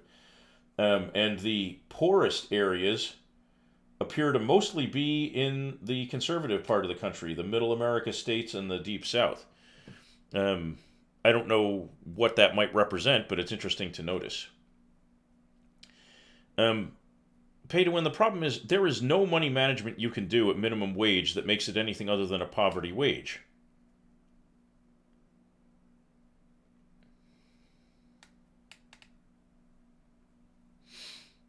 Yeah, and that's the fact of the matter, Nietzsche.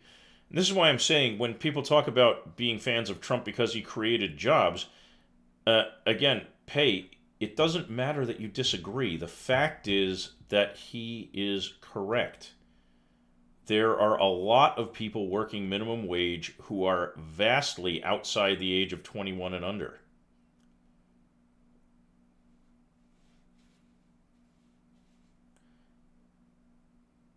And again, that is simply not true. There is a threshold beneath which there is no way you can manage your money in a way that will not leave you in poverty or homeless. And the fact that you're talking about SIGs or whatever is part of the problem. It should not be a matter of you being judgmental of the poor by suggesting things like they're probably blowing money on cigarettes. One of the problems we have in actually fixing the poverty problem in the United States is that we have this broad assumption on the part of the conservative part of the population that being poor is the fault of the poor people. And that is certainly true in some cases. There are certainly going to be people who are just really bad with money who wasted their opportunities. But the overwhelming majority of poverty in this country is not caused by poor money management, but rather it is systemic to the way the economy operates. Look what up? That poor people somehow are all blowing their money on cigarettes? I'm not sure you're going to find a statistic that says that all poor people are blowing their money on cigarettes. But, I mean, if you have some evidence that all poor people blow their money on cigarettes, by all means present it. I'm trying to spare you the embarrassment ahead of time because I can't imagine there's any... Oh, the Atlantic, okay. Low-income smokers. So, low-income smokers is not the same thing as saying all poor people are blowing their money on cigarettes. You didn't make any distinction when you talked about it as just the smokers. You just simply were suggesting that poor people are blowing money on cigarettes. And again, I'm not trying to be a dick here, but there is this ridiculous assumption that people on the political right make that being poor is simply a matter of poor people having made the wrong choices, that it's somehow their fault. And that is not the truth. And if you want to talk about why low-income smokers spend 25% of their income on cigarettes, there are two reasons for that. Number one, it's not hard to spend 25% of your income on something when you make almost no money. Number two, cigarettes are specifically formulated to be addictive. So what you're talking about here is blaming addicts for being addicted.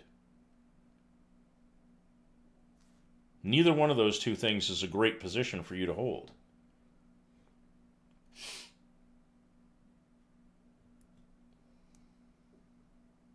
And by the way, this actual article that you're talking about here, it even says the poorest 40% of Americans who average less than $25,000 a year. It is literally confirming what I told you before about there being massive numbers of people making that range of money. That's literally, they just said 40% of Americans are in this financial block. That's almost half the country. Okay? And, again, financially, you're only supposed to spend 30% of your money on housing. These people are forced to spend 40% of it. So they're literally spending a third more money on housing than is economically viable to do.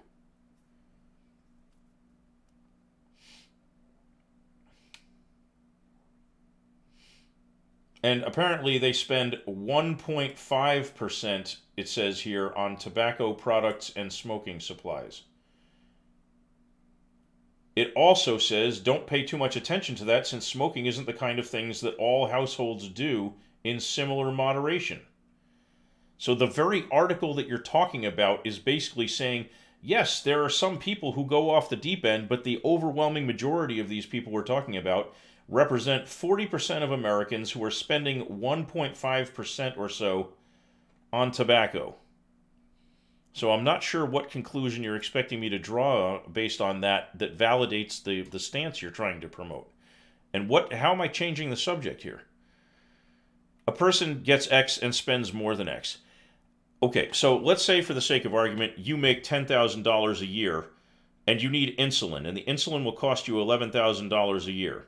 Do you, A, die, or B, find a way to come up with that $11,000 even if it means you got to put yourself in debt $1,000 so you don't die? Okay? Like, you're literally, everything you're saying right now basically is showing you to be a bigot against the poor.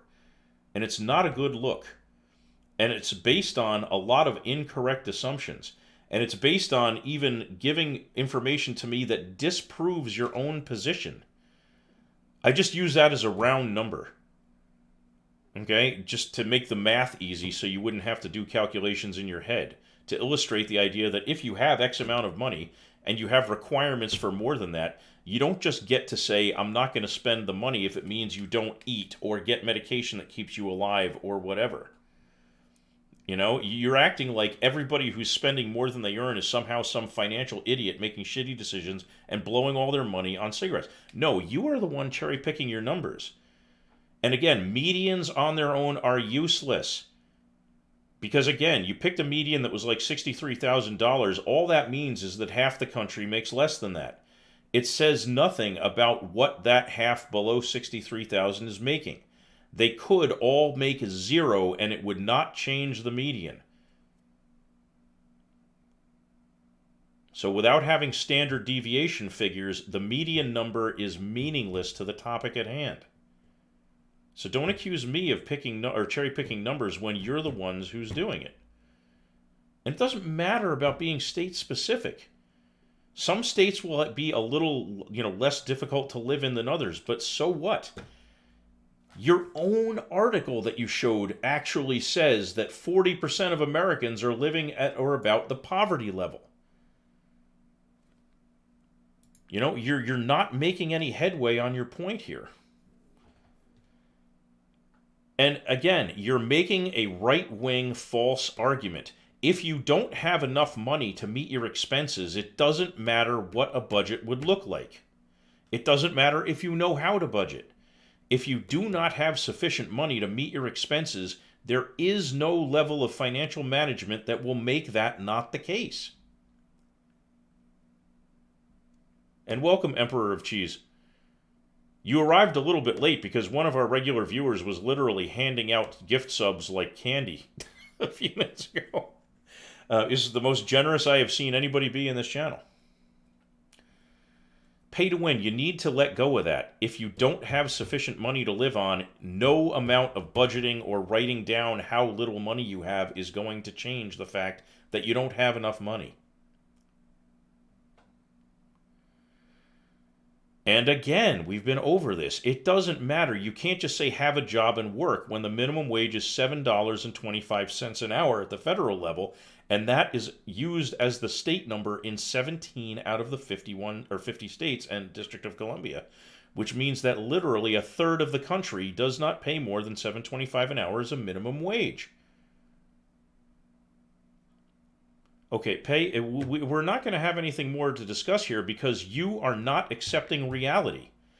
And honestly, your worldview is kind of awful when you're basically dismissive of 700,000 people working at minimum wage as if they don't matter, as if their suffering doesn't matter, as if the children they have don't matter. It's horrifying to see you act so dismissive. These are not just statistics, these are human beings.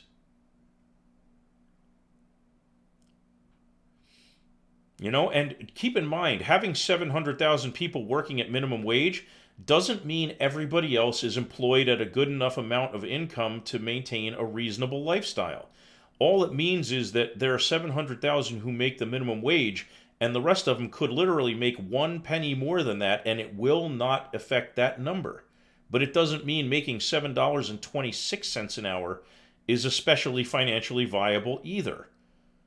You just don't have a leg to stand on here.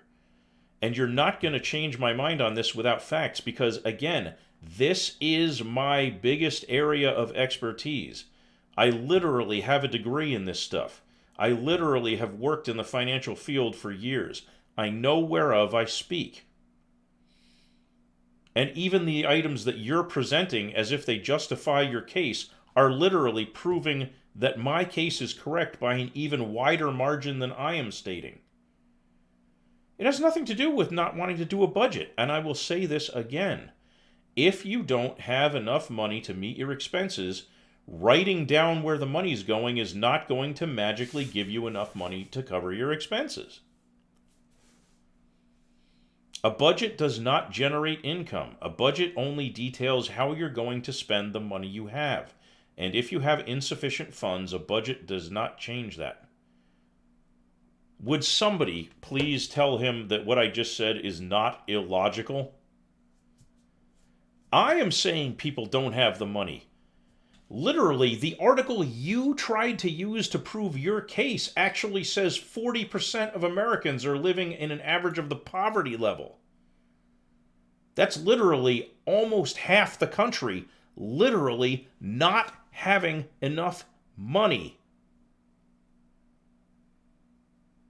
Your own evidence says this, and you're acting like it doesn't.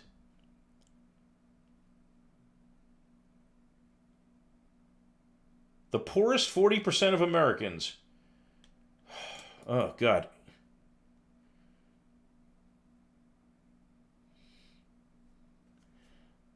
No, it says the poorest 40% of Americans. That is 40% of the group called Americans. You reverse the word. Does not say the 40% of the poorest Americans. It says the poorest 40%. If you do not understand the difference, we have nothing left to talk about because you are not discussing the facts. It does not say of the poorest Americans. It says the poorest 40% of Americans. If you cannot acknowledge that that's what it said, then we're done with this discussion because you are not speaking in reality and you're ignoring what your own article that you presented says. So if you choose to try to tell me that's not what it says one more time, I'm going to give you a timeout. Because I am not going to continue beating my head against this wall when you are literally ignoring what your own argument says and rewriting the words. Because this says the poorest 40% of Americans. It does not say 40% of the poorest.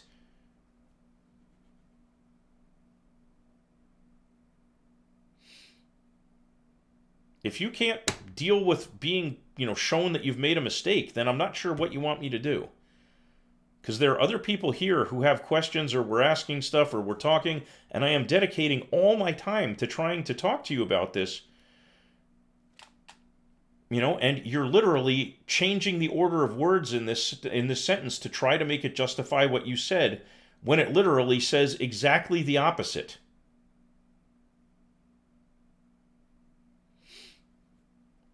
And yes, pay to win is saying that poor people are poor because it's their fault. And that is not true. It is because of systemic problems in the economy. Yes, there will be people who just blew it and made bad decisions, but that is not the general cause of poverty. Emperor of Cheese, yes. Right now, the subject is minimum wage, because I was trying to explain at Pay to Win that at the federal minimum wage of $7.25 an hour, that even working an obscene number of hours a week will not get you out of the poverty cycle. And he does not seem to want to recognize it. He sent this article that you see on screen here as some kind of evidence that poor people are all blowing their money on cigarettes, when his own article says that of this, it says the poorest 40% of Americans, and it says that they're spending about 1.5% on tobacco and smoking supplies. It literally counteracts its own headline and counteracts the point that Pay to Win was trying to make. And he simply will not accept it. I don't know why he will not accept the information literally in the article he, in fact, presented to the stream. I'm not, because if you take a look at where those states are, a lot of them are in heavily conservative areas, and heavily conservative areas tend to be very unconcerned with the welfare of the poor.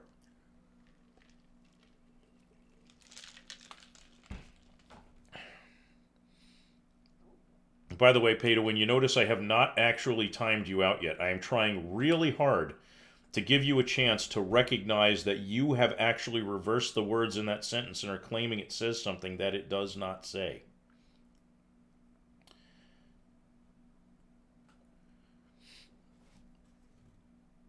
So there was somebody earlier who wanted to discuss something about race, and I'm not sure what it was they wanted to discuss, but if you're still here, whoever it was, and you can present your question in a way that is not like a violation of terms of service, I am willing to discuss whatever it is, so long as it can be done in a civil and non-bigoted fashion.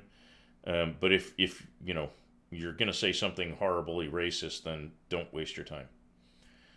I know many people over my life where they sit down and go, what the fuck, housing plus food plus utilities is greater than income, and they live in a shithole already, then they have to decide which bill not to pay. That is an all too common problem, Nietzsche. And part of the reason we struggle to fix this is because people like Pay to Win simply will not recognize the realities of it. They have been sold a bill of goods by whatever conservative mouthpiece has been telling them this stuff, and they don't even get it. I mean, literally, in an article he himself presented as evidence that says exactly the opposite of what he's claiming, he just won't get it. And he literally reversed the words in his own sentence and then claimed the article said what he said. It's a mind shutdown technica. The guy's doing a lot. I'm not sure what you're saying, Kikyo.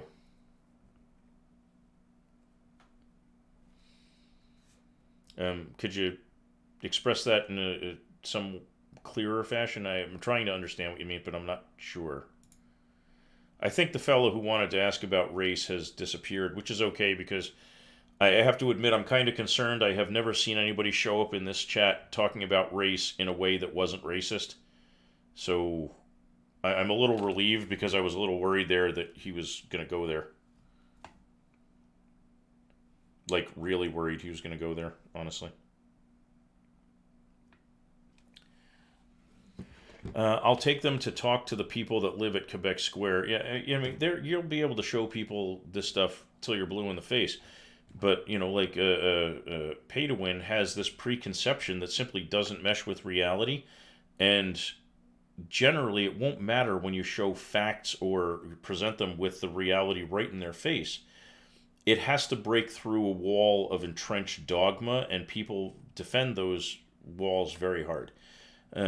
So it will usually take somebody like Pay to Win actually getting stuck in poverty and seeing for himself what it takes to exit from it before they will understand what happens in that circumstance. And I honestly, I wouldn't wish that on people, because it's a harsh life.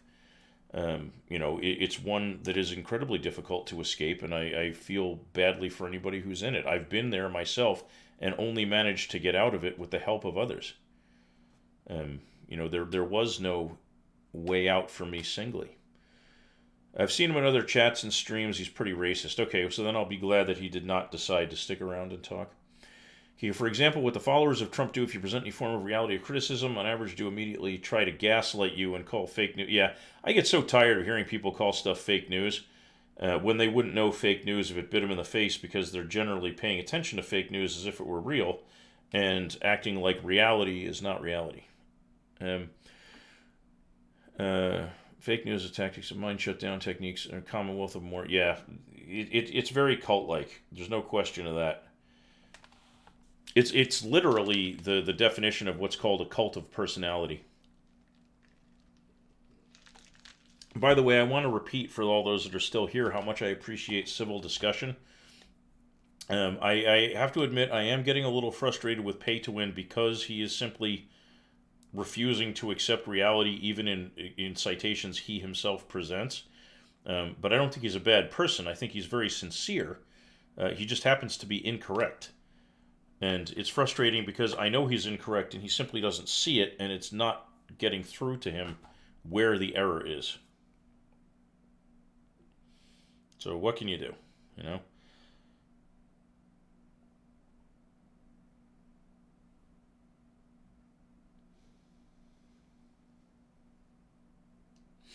Let's see. So, wow. Ooh, this has been a heck of a discussion tonight. Again, I really appreciate all the stuff people have talked about. We did some discussion about the impeachment trial. We talked a lot about economics. We talked about gun control and gun rights. We've talked about a lot of interesting topics tonight, so I really do appreciate it. We even talked about a particularly crackpot zookeeper who tried to kill a woman who reported him for being a bad zookeeper, who has the really hilarious nickname of Joe Exotic. For those who were not here for that, let me see. I still have this guy's picture up here somewhere. Here he is. That's Joe Exotic for you. that mullet, dude. It slays me. The mullet. Oh god. Oh man. Is there anybody in the chat here who would go out in public with a haircut like that? Because I sure as hell wouldn't. Oh, God. It's like a mullet combined with one of those Old West haircuts where somebody puts an upside down bowl on your head and, like, just snips in a circle around your forehead.